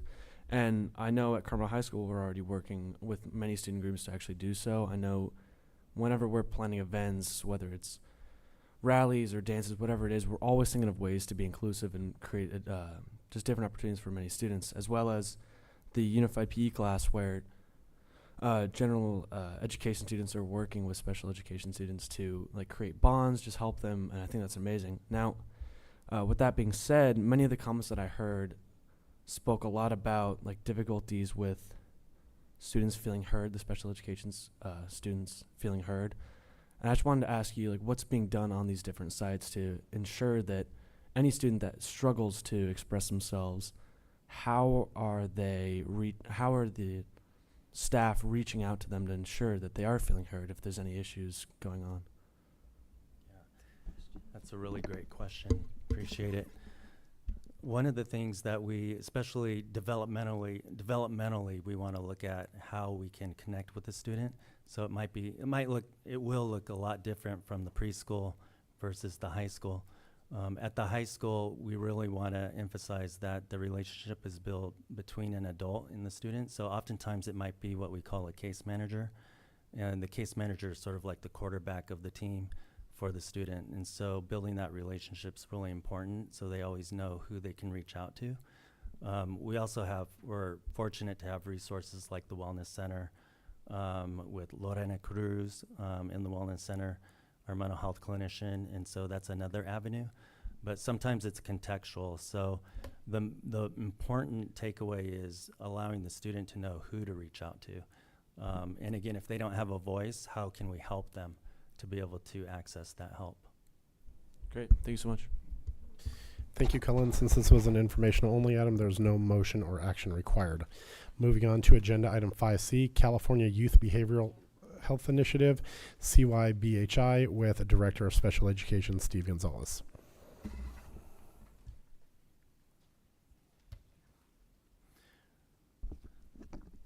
Okay, thank you again for having us up here to share with you what we're doing to help support and scale up mental health, school-based mental health in our community. And I also want to introduce Miss Allison McHenry, and she's with Healthy Campus. Thank you. So, and Healthy Campus is it is an agency that is contracting with several districts and county offices within California to really help support this initiative. And so what we're going to share with you today is really what is the California Behavioral Health Initiative and why are we engaging in it? Why are we participating in the California Behavioral Health Initiative? And what's our approach to scale up? and what is the role of Healthy Campus to support us. So as you look at the slide here briefly, what you'll see is this is a multi-year, multi-million-dollar initiative. Initially, it started with COVID funds, and at the state level, they really helped use the seed funds to really help support scaling up and sustaining school-based mental health, as well as three other areas where they're really using the funds to help support home community-based agencies and also technology, so that students do have access to mental health. For us, what it means is that it aligns with our strategic plan, it aligns with our goals in really supporting students' access to mental health. We also know that when students' well-being is supported, their academics can improve too. So we're really looking at student outcomes and really help them, really to help support them if needed. Sustainability is important. One of the things that we shifted from, I believe, 3 years ago was we were contracting outside of the district to really support our students in accessing mental health. What we've done over the years is we've hired internally our own district employed mental health providers, very highly qualified clinicians. And so now that they are a part of the district, they are really a part of the culture, and specific to students with IEPs, they are providing the mental health services within an IEP. That's much different from before when we were contracting with an outside agency. They were really using a medical model, and now they are really engaging and supporting services under the IEP, which is really an educationally based model. So we're able to be more efficient, and we're able to get to the students sooner rather than later. So implementing the California Behavioral Health Initiative, and I'll let Allison take over. Thank you so much. Thank you so much for having me this evening. I'm really excited about this partnership, and I just wanted to share a little bit about the partnership between Monterey County Office of Education and Healthy Campus, who we are, why am I involved in this, who am I? I think it's important to give a little bit of context to this, and essentially this is a statewide initiative. So many, if not most, of the counties in California are implementing this program within their school districts. And so Monterey County Office of Education has adopted this initiative. So what this looks like is that the county is going to be a part of a consortium. So Monterey County Office of Education is the lead LEA, and then all of the districts underneath Monterey County Office of Education, including Carmel Unified, you're all going to be a part of the consortium. So you, along with all the other districts within Monterey County, are going to participate in this initiative, and the goal is to create sustainability. So sustainability of services. So this is specific to behavioral health services, and this initiative will essentially be able to hopefully create sustainable revenue stream for the district in order to continue the services and also hopefully in time expand on services. So it's a really important initiative, and what this is going to look like is the district will be able to bill and receive reimbursements for behavioral health services. So most of these behavioral health services you're already doing at the school site, and this is for general education and special education as well, but this includes general education. So what this essentially will be able to do is be able to create that sustainable revenue, which will go into the program of behavioral health. And so what does that mean? So we're collaborating with the practitioners, the counselors, the psychologists, anybody who's providing behavioral health services, also the families. It's important that they're involved in this process. And what this will look like is that essentially we're going to be able to bill for commercial health insurance. So this will be at no cost of the families, and this will not impact families whatsoever, because this is a statewide initiative, and that's the hard and fast rule.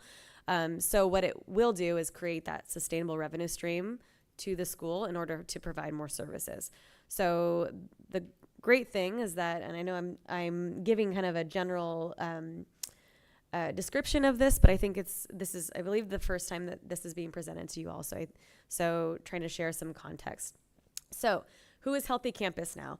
So Monterey County Office of Education decided that they want to partner with us, Healthy Campus, which we are helping to provide the platform that the practitioners will be able to submit their notes and keep track of all of the progress made, and then they'll be able to also bill through the platform as well. So Healthy Campus is providing the platform. I'm also here. I live in Monterey County. I live in Salinas, and I'm working with all the districts here. So I know the community well. I know that each school and each district is very different in the variety of different needs. And so our platform is going to be able to help with the billing, but also I'm here to help with the administrative process of training and onboarding of staff and outreach to families, because it's going to take all of us to participate in order to make this program successful.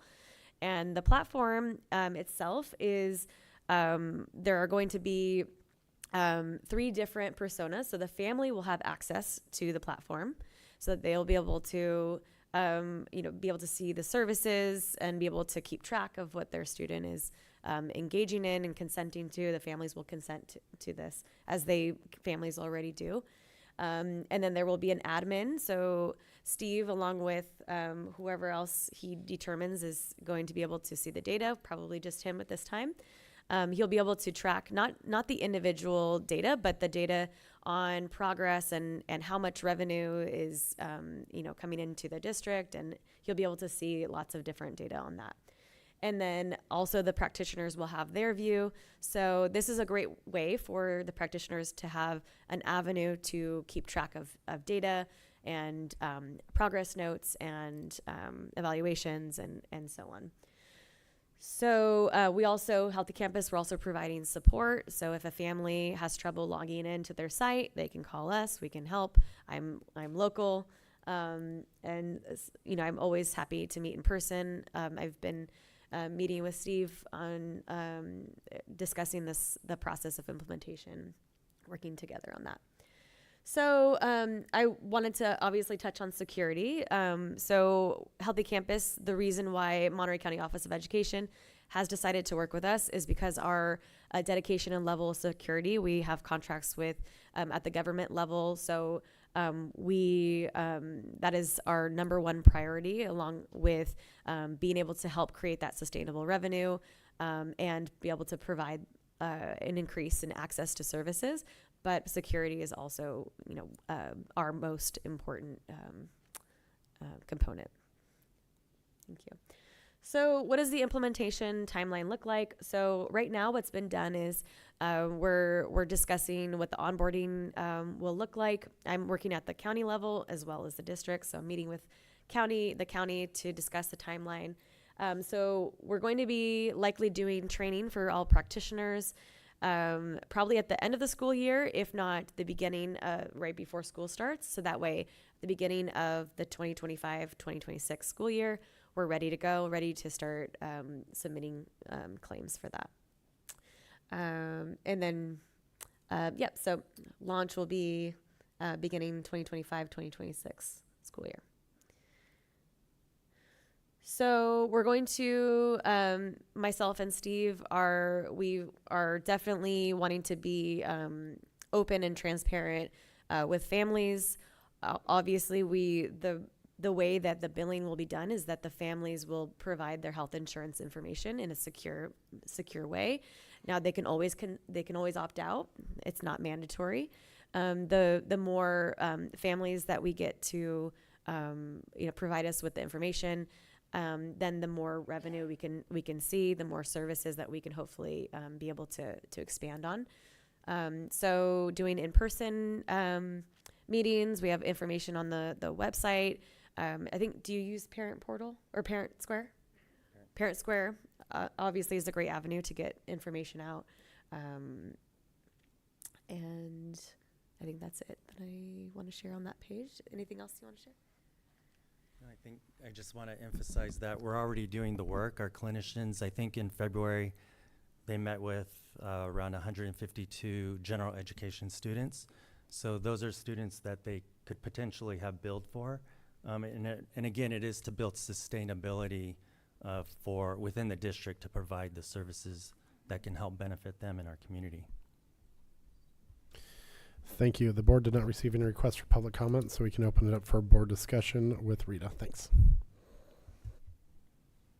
I don't have any questions. I'm really looking forward to this. I guess it's like a partnership, collaboration, and so this is really interesting to me, and look forward to watching it roll out. Thank you. Thank you. Thank you for the presentation. My wife is a family nurse practitioner, so I understand the importance of electronic medical records and being able to cross over. So 2 questions. One is, will local practitioners, will there be an ability to release to say like Ohana or other associated programs related to mental health for the ease of access and access to the medical record? There are privacy standards that we have to keep in place, but I want to say that I am also meeting on the side with Ohana and with a lot of different local organizations that do come on site and provide services. So as in regards to being, I think probably on my chart perhaps is maybe what you're thinking. We haven't discussed that yet, but it's something that we're exploring. But I think we definitely have to ensure that there's privacy standards in place and that the families are consenting to that information going to them. Yeah, for sure. My only other question is this billing to Medi-Cal accessible as well, not just private insurance?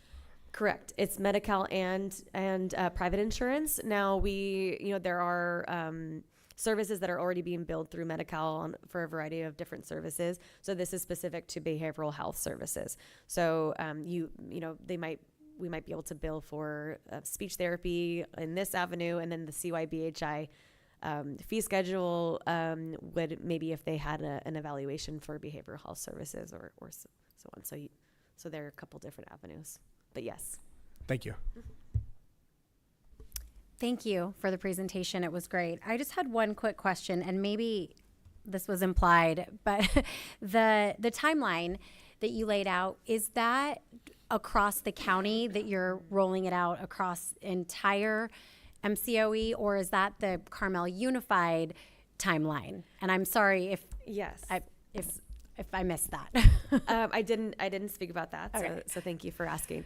So I'm working with all Monterey County districts, and as you know, there are many districts. So I'm working with ensuring that all the districts are giving me the data that I need, and we're going to do training. So Carmel Unified, you guys are ahead of the game. You're one of the districts that you're going to be ready to go as soon as the next school year starts. There are a handful of other districts that are also going to be ready, but there are many other districts that are really small districts, more rural districts that need a little bit more support. So my goal is to get everybody ready. So I have 2 more months to ensure that I can, get everybody at the same place. But I will say, working with Steve, we've progressed quite a bit on this initiative, along with I think 4 or 5 other districts. So ideally, yes, my goal is to get everybody ready at the same time. But it's likely going to probably be in phases. So probably 2 phases where I have all the districts ready to start, and then perhaps a few months into the school year, I can launch the rest of the districts. That's great. Thank you. Mm-hmm. And that kind of rolls into the second question I had, because I was going to ask what the feedback is thus far from any other districts that have rolled this out. So if Monterey County hasn't done it yet, are there any other counties that have already implemented this? And if so, I'm sure you guys are all tracking that. And what is the feedback, if any at all, yet? Because it sounds like this is sort of on the launch pad. Yeah, so this is a new initiative. So Monterey County Office of Education, you're in cohort 3. And so cohort 1 was, to be honest, kind of a mess, and we've learned a lot. The state, this new program with the first cohort, there wasn't a lot of support, and now we've learned quite a bit. Cohort 2 is on a great track, and we're cohort 3, and we're going to be one of the first cohort 3 districts or counties to start billing and be ready to start this initiative. Cohort 2s are looking really, really good, and they have been submitting claims and receiving reimbursements. That's great. Great. Thank you so much. Thank you. Thank you. I have no questions for this. And again, this was an information only item, so no action is needed. Let's move on to agenda item 5D. Thank you both. A memorandum of understanding between CUSD and CSEA and its Chapter 190 regarding a reduction in hours with Chief Business. No, it's not Chief HR Officer. Great job. Sorry. Good evening. Not a problem. So you may or may not be aware, and I wanted to share in this particular item, that the district has established a practice of managing staffing levels through a process of attrition. In that, when a position becomes vacant, either through retirement or through resignation, that position is evaluated as to whether or not we will fill the position as is, whether or not there'll be adjustments to that particular position, or whether or not it will be held vacant. In this particular case, the school administrative assistant position at Carmel Valley High School was vacant, and we communicated to CSEA, the California School Employees Association, and its representatives, the intention to rehire the position with fewer daily hours. The recommendation was to reduce the position from its existing 8 hours down to 7 hours on a daily basis. This reduction was based on the fact that CVHS has a shorter instructional day. Students finish earlier. And at the same time, the enrollment is approximately 20 students on an annual basis. Through this agreement, which is a part of our requirement to negotiate that impact with CSEA, no work duties shall be transferred to another position, and we will meet with CSEA in a year, in essence, equivalent of a year, to discuss any impacts or effects if they have arisen during the course of the coming year. So this is for your approval to finalize this agreement with CSEA. The board received no questions or no requests for public comment. Does anybody have any questions on the board or comments? Nope. May I receive a motion to approve the MOU between CUSD and CSEA? I'll make a motion to approve the MOU between CUSD and CSEA and its Chapter 190 as presented. Second. Board President Jason Remenzi, Yes. Board Clerk Jake Odello, Yes. Board Member Sarah Hines, Yes. Board Member Matt Glazer, Yes. Board Member Rita Patel. Yes. Thank you. Agenda item 5E, J13A, request for allowance of attendance because of emergency conditions with Chief Business Official Yvonne Perez.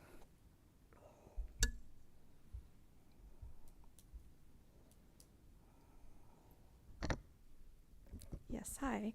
I'm hoping we can get through one school year where we don't have to present a J13, but unfortunately we do have storms in this area. So on February 13th, a severe storm impacted 3 of our schools. It was Captain Cooper, Carmel Middle School, and Carmel Valley High School. As a result of the storm, power was lost, and so we can't have school when there's no power. If the school day doesn't start with power. So so the state requires us to submit a J13 to seek approval for attendance and instructional time credit when schools are closed. And so in order for us to submit that J13 request, we require board approval. So I'm requesting approval of the J13 as presented. The board received no request for public comment, and if nobody on the board has any questions or comments, may I receive a motion to approve? I move to approve as presented. Second. Board President Jason Remenzi, Yes. Board Clerk Jake Odello, Yes. Board Member Sarah Hines, Yes. Board Member Matt Glazer, Yes. Board Member Rita Patel. Yes. Thank you. Thank you. Agenda item 5F, transfer of funds from Fund 14, the Deferred Maintenance I'll stay Fund, here. to Fund 40, Capital Outlay Fund, still with Chief Business Official Yvonne Perez. Yes, so Resolution 2508 authorizes the transfer of $400,000 from Fund 14 to Fund 40 for the high school parking project. And it also, we're also requesting ongoing authority to transfer between those two funds as project budgets become finalized. So, as you know, as projects move from a planning estimate, we have planning estimates that are brought to the board to start a project, and they're very rough estimates when that happens. And then moves from a planning estimate to a design to a competitively bid construction project. And so as the project moves through those different phases, the actual project budget becomes solidified. And so the budget, and then the budget has to align with that. And so right now we know that we need some additional funding. There is funding capacity on Fund 14. They're both facility funds. And so it's just an accounting process that we need to do. We are also requesting that we allow this kind of transfer between those two funds as you approve project budgets without doing an actual formal resolution every time. So it's just really is an accounting function for this resolution. So with that, I will leave it to you. The board received no request for public comment. Does anybody else have questions or comments? Go ahead. So Yvonne, so the word that popped up for me is just as needed. And so is there, I guess, a limit or a lower limit or an upper limit? Or Well, not really, because the board has approved that, the transfer of $200,000 Yes. annually to Fund 14 for deferred maintenance projects. And as we've brought projects in the past, as Dan Paul brings those projects in, they're brought in as an estimate, just a planning estimate. And so we want to maintain the funding in the general fund for as long as we can, because of cash flow purposes at the 1 month a year that you've heard me talk about. yes. And so it really is at that point, the cash is moved into Fund 14. I'm not suggesting from the general fund to any other funds. This would be Fund 14 to Fund 40, both capital facilities funds. It would not happen until there is a project, final project budget solidified. Okay. Final budget solidified. Yeah. Because I know with cost of everything, things are going not down, but up. Right. And so just want to make sure that we have actually the opportunity just to be aware, I guess, of the budget changes and the bid changes and how much things are costing. Right, and Dan Paul and I have talked recently just to how we can make that just very clear in some of the documentation that's submitted when we have construction bids being approved by the board. At Okay. that point, when we have a construction bid, we can solidify the project budget. Project budget. Yeah. Okay. That's it. Thank you. Does anybody else have any questions? My question is kind of along the same thing, just to, if you can try to really oversimplify what we're talking about here in transferring funds. This $400,000, we approve that separately, and this is the second part of that process, right? We approve the $400,000 as the budget for it, and now for your bookkeeping purposes, we have to move that to Fund 14 From 14 from to Fund 40. 14 to 420, correct? Is that Yes. kind of how that works? Like if I budget $1,000 a month for all utilities, and then I have to change that number, all we're really doing is changing that number after I already know that I have a $1,200 utility bill that month. Is that kind of how that works? We're just saying that it's just an accounting purpose, right? We're not moving. Is there money actually transferring anywhere, or is it? There is. So we have because separate they're checking separate accounts funds. for these. That's Okay. correct. Okay. Yes.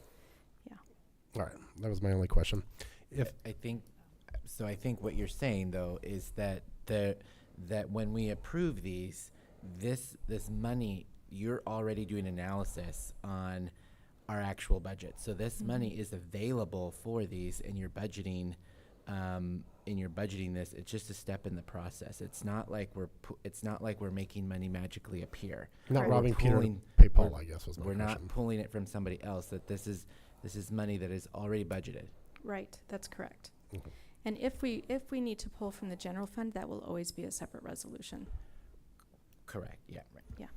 And just to clarify, Yvonne, so the way I heard you describe this is a strategy to make things more efficient on your end. Correct. Because essentially the funds have already been approved by the board. The project has. The project has. And so you being able to move the money that you need into the right fund you can now just go ahead and do that since the project has already been approved. Correct. Okay, got it. Thank you. Yes. Yeah, just And then I just wanna there's clear- safe. go Well, ahead. there's just to what Sarah said. There's safeguard language in the second part of the motion, which is board approved capital outlay projects. So that's ensuring that there's already board approval and that the project budgets have been approved. So that's what makes this functional and safeguarded Right. for our interest to be able to oversee. Rita, did you have one more comment? I guess for me, it was exactly, Matt, that's perfect. Thanks for pointing that out. I just want to make sure with the costs going up, like, I just want to make sure that we get proper updates, so, that's it. All right. Well, and I will say that as a project begins to be planned, it can happen 2 years previously when Yeah. Dan Paul is bringing this project for conceptual approval. It's not designed, and so he's bringing that, we're taking a really big ballpark, he is taking a really big ballpark guess, somewhat of an educated guess in consultation with others, but it is not a solidified project budget at that point. May I receive a motion to approve both parts? I'll go ahead and make a motion to approve Resolution 2508, authorizing the transfer of $400,000 from Fund 14 to Fund 40 for the high school parking project. Ongoing authority for the superintendent or designee to initiate additional transfers from Fund 14 to Fund 40 for board-approved capital outlay projects as needed, as long as sufficient funds are available and project budgets have been approved by the governing board. Second. Board President Jason Remenzi, Board Clerk Jake Odello, Yes. Board Member Sarah Hines. Yes. Board Member Matt Glazer, Yes. Board Member Rita Patel. Yes. Thank you. Thank you. Agenda item 5G, resolution number 25-04, bid award for Carmel High School tennis court parking expansion with Chief Operations Officer Dan Paul. Good evening. This is the resolution for the award of the bid for the high school tennis court parking expansion. The project was advertised in early March. We had a mandatory bid walkthrough with 10 bidders, and 6 bidders submitted bids, which is excellent turnout. We haven't seen that number for at least 5 years. The numbers came in below the construction estimate that was completed at DSA approval. I think that was basically due to the number of bidders we have show up and submit bids. It was a good turnout. I'm happy to answer any questions you might have. The board did not receive any requests for public comment, so we can open it up for any board questions. I guess I'm just going to ask a couple general questions, just because I wasn't here. So the tennis courts are being removed for more parking, and that road that's going to be next, is that where the parents are going to be parking pulling up to pick up their kids?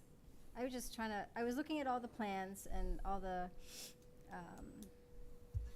I guess the budget and things like that. Am I? So the intent envisioning of the traffic flow right now is the students or individuals parking in the new parking lot would be able to enter off Morse or from the main parking lot. There's a 2-way aisle that'll go in. At the end of the day, we would close a gate on the parking lot, so the students wouldn't be able to exit out onto Morse because it's an uncontrolled intersection if you're trying to cross Highway 1. We don't want that to occur. We want to get them into the main parking lot and through the light. So that's the intent of the traffic flow, but we've set it up so it can be adjusted based on the conditions at the time. Okay, so will the parents still be on Highway 1 then, picking Yes. up? Okay, so they're not moving into that side road and, They're not. We've created a Okay. little more space at the bottom of the main parking lot to clean up the queuing in that area because that's kind of a choke point between the parents Yeah. and the buses. okay. Okay, I mean, I submitted questions with this, and I think maybe just an overall, I guess, capital project. Maybe I can talk to Dan or Sharon just to get some updates on what's been going on over the last couple of years. So I assume the tennis courts are getting moved and, things like that. The tennis courts will be constructed at the middle school. They're at DSA right now in their approval process. We anticipate getting approval by the end of the month and hope to be out to bid and constructing shortly after the school year is over. Okay. And this extra parking that we're having there, is that because there's a need? It was something that was identified in the facility master plan that was completed in 2019, and through the EIR process, it was moved up in priority. If we're going to have home games, there's potential for increased parking needs. Okay. I think that's it for. Does anybody else have questions or comments? I actually had a bit of an answer to Rita's question. So a lot of the, like our whole movement with all the lights, a lot of the problems with people in the area is that the reason that they don't want the lights on is not because of the lights itself. It's because there's such a problem with the access to parking that a lot of people in the area are worried that to have parking for big games, people would be parking like on the side of the streets in front of those houses. Yeah. Exactly. So that's a big reason for why there's such a need for more parking, is so that we can have those home games. We can have that like sort of camaraderie without any problems with people in the community with parking issues. It's a big issue.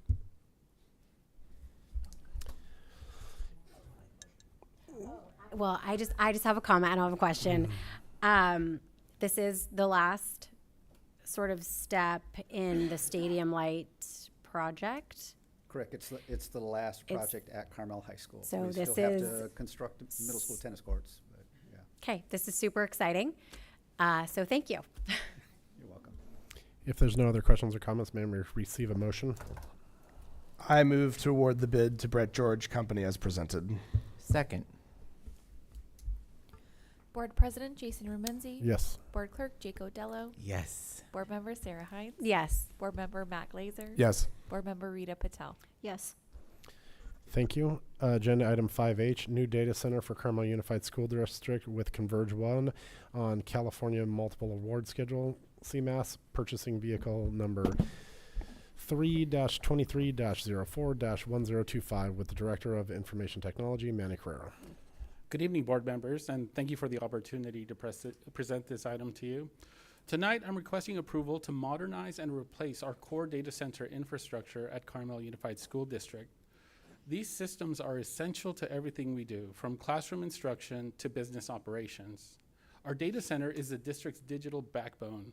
It houses servers that power student learning platforms such as Moodle and ClassLink. They also power our printing, our account management, and internal applications across various departments. We also maintain a disaster recovery site at Carmel High School, which serves as a backup of the data center that's here at district office. In the event that there's a critical issue with or failure at the district's data center, the disaster recovery site at Carmel High School can be activated so that we can minimize downtime here at district office. These systems, or the systems that are currently in place, were purchased in 2018, and they're currently at end of life. We have attempted to procure additional licensing and support for the systems that were purchased in 2018 since last May, and to this point, we have not received one single quote to allow us to continue utilizing them. This project will replace both the primary data center here at district office and the disaster recovery site at Carmel High School with Dell's flagship solution, giving Carmel Unified a modern, enterprise-grade infrastructure. This solution will include all new hardware. They would move all of our existing server infrastructure onto the new equipment, full installation. They would train 2 of our staff members and offer 3 years of premium support. As part of this work, we identified an issue. Our disaster recovery site at Carmel High School is prone to frequent power outages. Carmel High School does not offer backup power via generator. So this poses a significant problem for our equipment that's at Carmel High School. This type of equipment does not perform well when power is shut down unexpectedly. So we've partnered with the Monterey County Office of Education. They're going to allow us to utilize their data center, which does have backup power, and it is a very modern facility. We recently toured it. So we're going to store our disaster recovery site at the Monterey County Office of Education. This should improve our posture of being able to minimize downtime in the event that anything happens to our infrastructure. The investment directly benefits students and staff. For teachers and students, a brand new data center means faster, more reliable access to classroom technology. For staff, it creates a dependable system to keep things running smoothly behind the scenes. It creates the conditions for learning and working with fewer interruptions. While the standard life cycle for infrastructure like this is 5 to 7 years, we've built in a staggered refresh strategy so that we can avoid future, I suppose, large expenditures all at once in the future. So what we would do is, beginning in year 4, we would replace 1/3 of our devices for these 2 solutions, and then so that in 2029 we would replace 1 server per solution. In 2030 we would replace a second, and in 2031 we would replace the third. That would ensure that our infrastructure is up to date in 2031, and that we don't have such a large expenditure in the future. That was actually built into our current solutions, but due to COVID and other situations, the staggering or the refresh policy wasn't followed through with fidelity. So this time we will follow through. The total cost of this solution is $750,615.08, a one-time expense that is fully funded in the 24-25 technology budget and will be procured through California Multiple Award Schedule, also known as CMAS. This is going to ensure that we receive competitive government pricing for this solution. This is a key project in a broader technology infrastructure and modernization effort. Over the past 24 months, the board has approved a complete upgrade of our wireless internet systems, a doubling of our network bandwidth, a doubling of our internet speed. We've upgraded our backup batteries at our data center. With this project, Carmel Unified will be future ready, positioned to support innovation, instruction, and secure operations for years to come. At this time, I'd be happy to answer any questions you may have. The board received no requests for public comments, so if there's any questions from the board, go ahead. I don't have any questions. I mean, it was an intense 76 pages, I think. I'm excited that we're doing this. I know it's very expensive, but I'm hoping that this will be good for the future for COSD. Thank you. Thank you. As always, I appreciate the information and understanding the improvement on information technology. I have 2 technical questions. One is, okay, looking at $750K over, call it 5 years, talking about $150K a year, but then a third of what we're paying now is can we consider a third of additional expense in 5 years as part of this refresh plan where over the course of the refresh plan, we will actually expend this twice, even though it will be a lower dollar amount? I think that built into this quote are 2 things. One, professional services. Okay. And 2, the licensing that's required. So the licensing is perpetual. We're paying for 3 years of licensing up front. So yes, beginning in year 4, we will continue to need to procure licensing for this solution. The professional services cost, which is at around ballpark $125,000 for this project, that will likely be a far lower number. Part of the reason we pursued professional services this go around is that during our 2018 expenditure, we did not procure professional services, and that led to downtime. It led to a problematic deployment of what was back then a very, very good system. So yeah, there would be some cost savings with professional services, given that this is a very common sort of replacement, a staggered refresh. Okay. It's not super clear, but I think enough to be able to move forward. My only other question is, will we have any sort of agreement or MOU with the MCOE if they're going to maintain our, was it emergency backup? That's correct. At their facility, just something written down that says what that agreement is and that they will maintain the same level of security that we have, and yeah, what agreement other than a handshake to be able to put our stuff over there? Yeah, so they have produced a contract this week, and the cost was promised to be nominal. It was better than that. It was $0. Great. So they're going to do this on our behalf, and yes, we will add that into our agreement, that their physical and their network security needs to be up to standard. We reviewed their facilities, and we've been very impressed with the way they run things at the county. Now, will that type of contract be presented to the board for review before agreement, or is that built in to where we're at here? I would present that board during the next board, that contract during the next board meeting. Okay, great. All right, I have no other questions. Thanks, Manny. Thanks. Thank you. Matt and I had a similar question. I was also going to ask if there was an SLA or MOU between the district and MCOE. So thank you for that clarifying. And thank you for bringing us into the future. I know this has been a journey for you with everything that you've been doing. So I just want to thank you for all the hard work. I feel like you're really taking us from, you know, being really out of date. And I know it's been a struggle through not only storms, but just random outages and things that have been happening. So I just want to thank you and your team for all your hard work. I know this has been a long haul, so thanks. Thank you. I'll pass along the message. You're looking sharp tonight, Manny. I appreciate that, Jake. I'm You're trying. looking really I'm trying. sharp. I need all the help I And- can get. And I really appreciate it, and I want you to know I noticed it, and I think it's absolutely fantastic. A fantastic presentation. And so the money that is set aside for this, it's budgeted in the 24-25 budget. In our technology budget. Okay, and so this is something you guys have obviously planned for in your process for this year's budget, and then or does this money doesn't get divided into the oncoming years? It's just one cost right now, and there's money in our budget today to do that in this. Yes, we are going to absorb this one-time cost.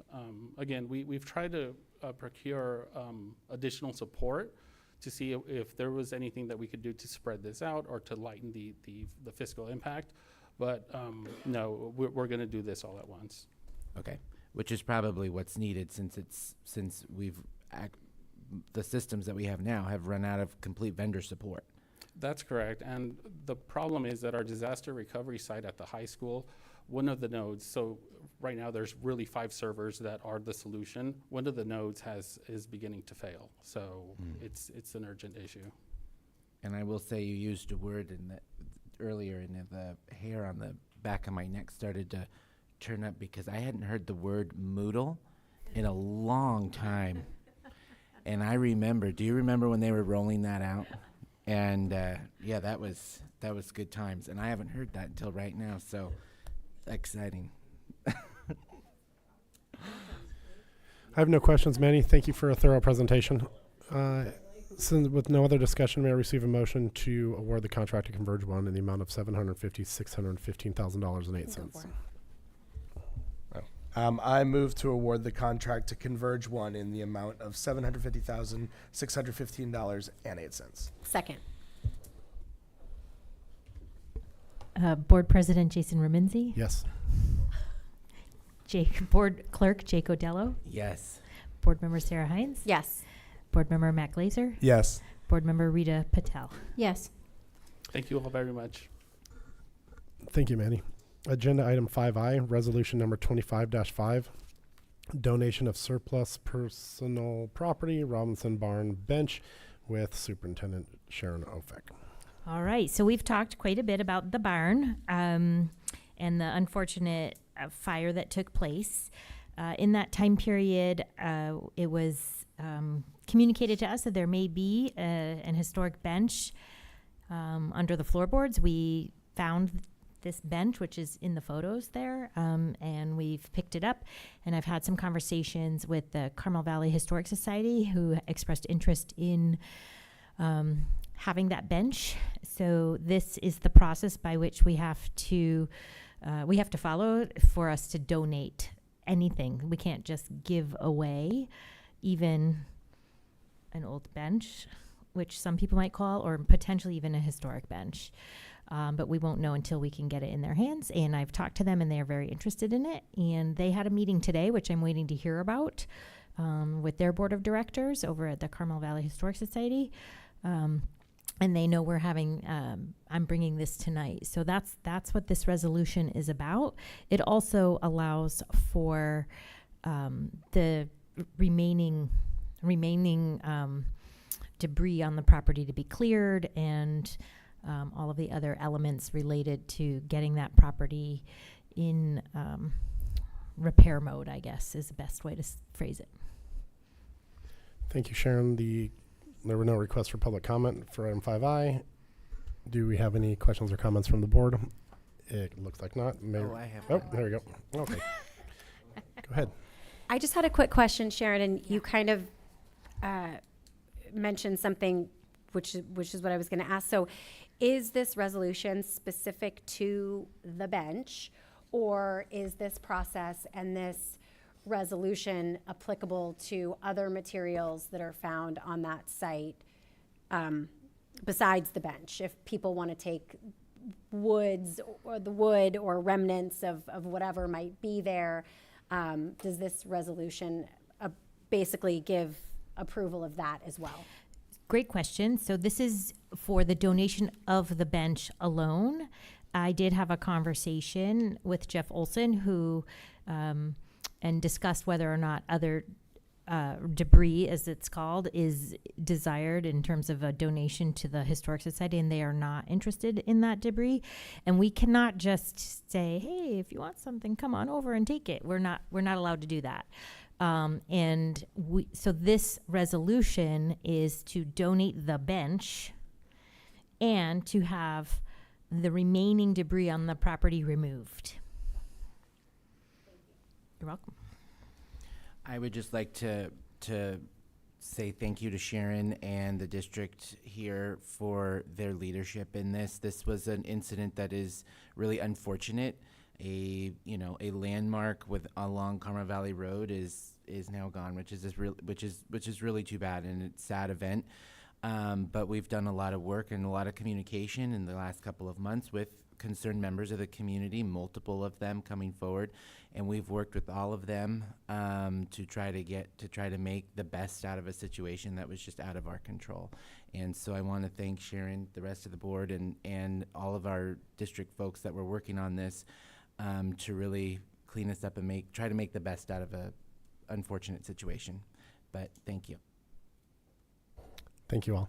May I receive a motion to approve resolution number 25-. Oh, go ahead. Sorry. Jump on in. I just didn't see the language in the resolution that is approving the clearing of the material. So I just want to make sure of what we are adopting. So I'm wondering if we could. Page 2, section 6. Okay.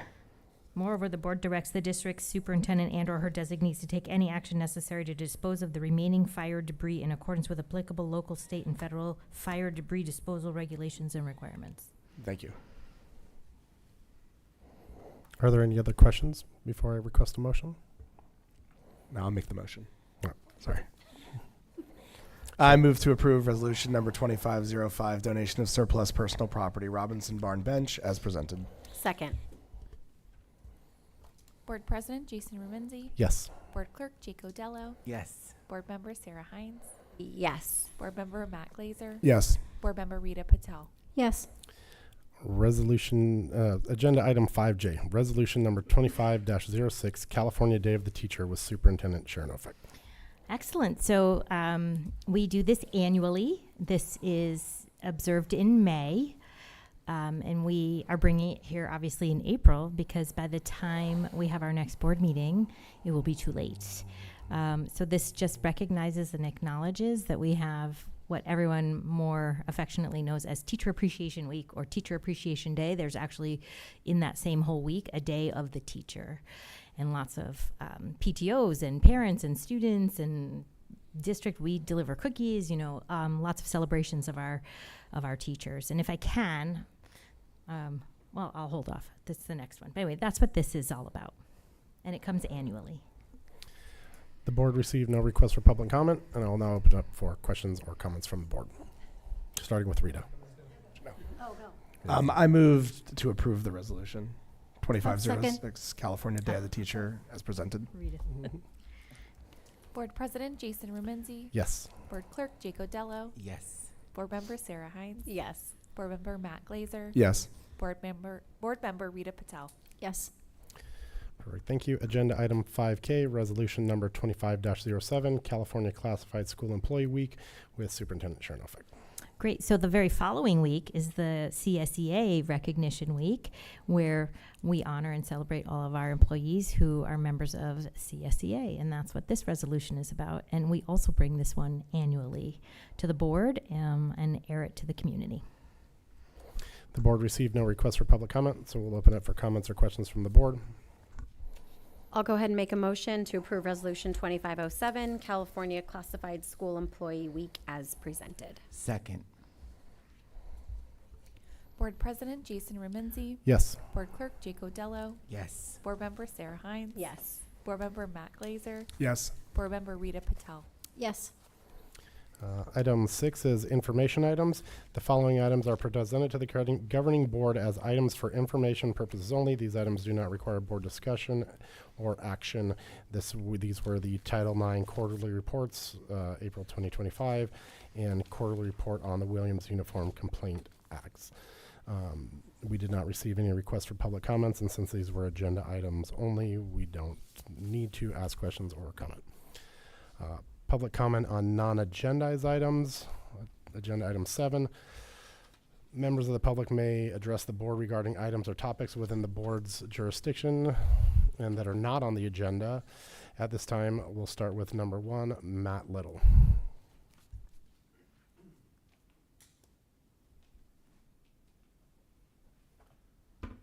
Thanks for being here, everybody. It's 3 minutes, I believe, that I get.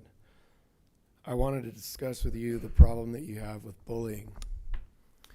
It's a little different when you see the people that it happens to and what happens in life.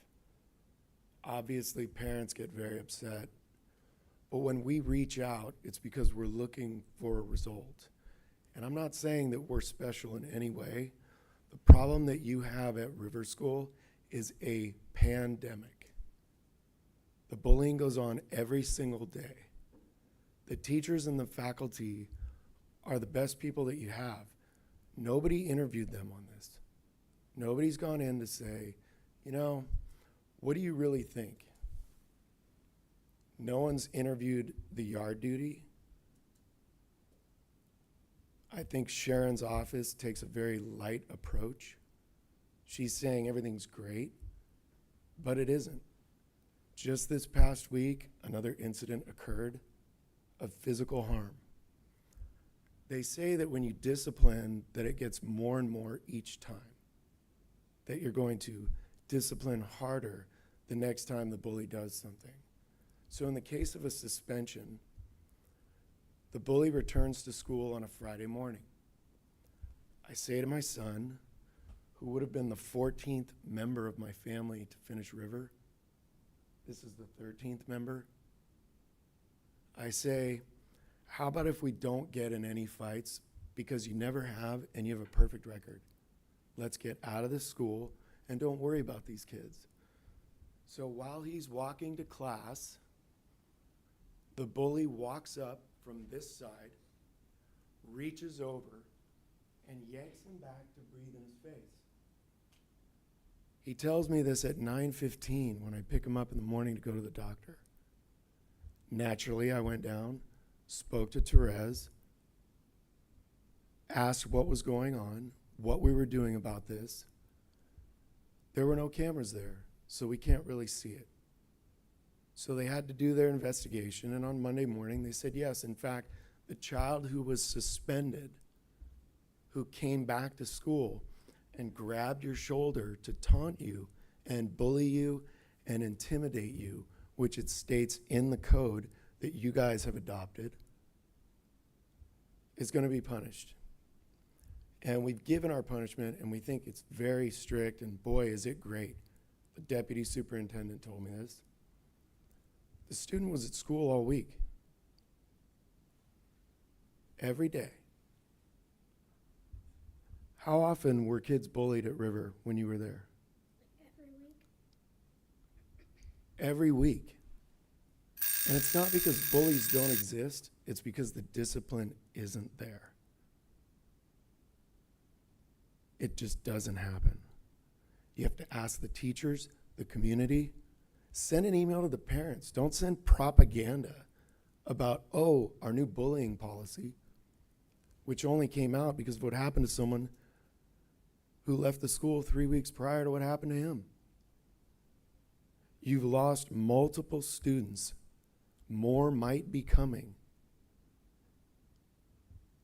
Where's my email? Have you experienced bullying at Carmel River?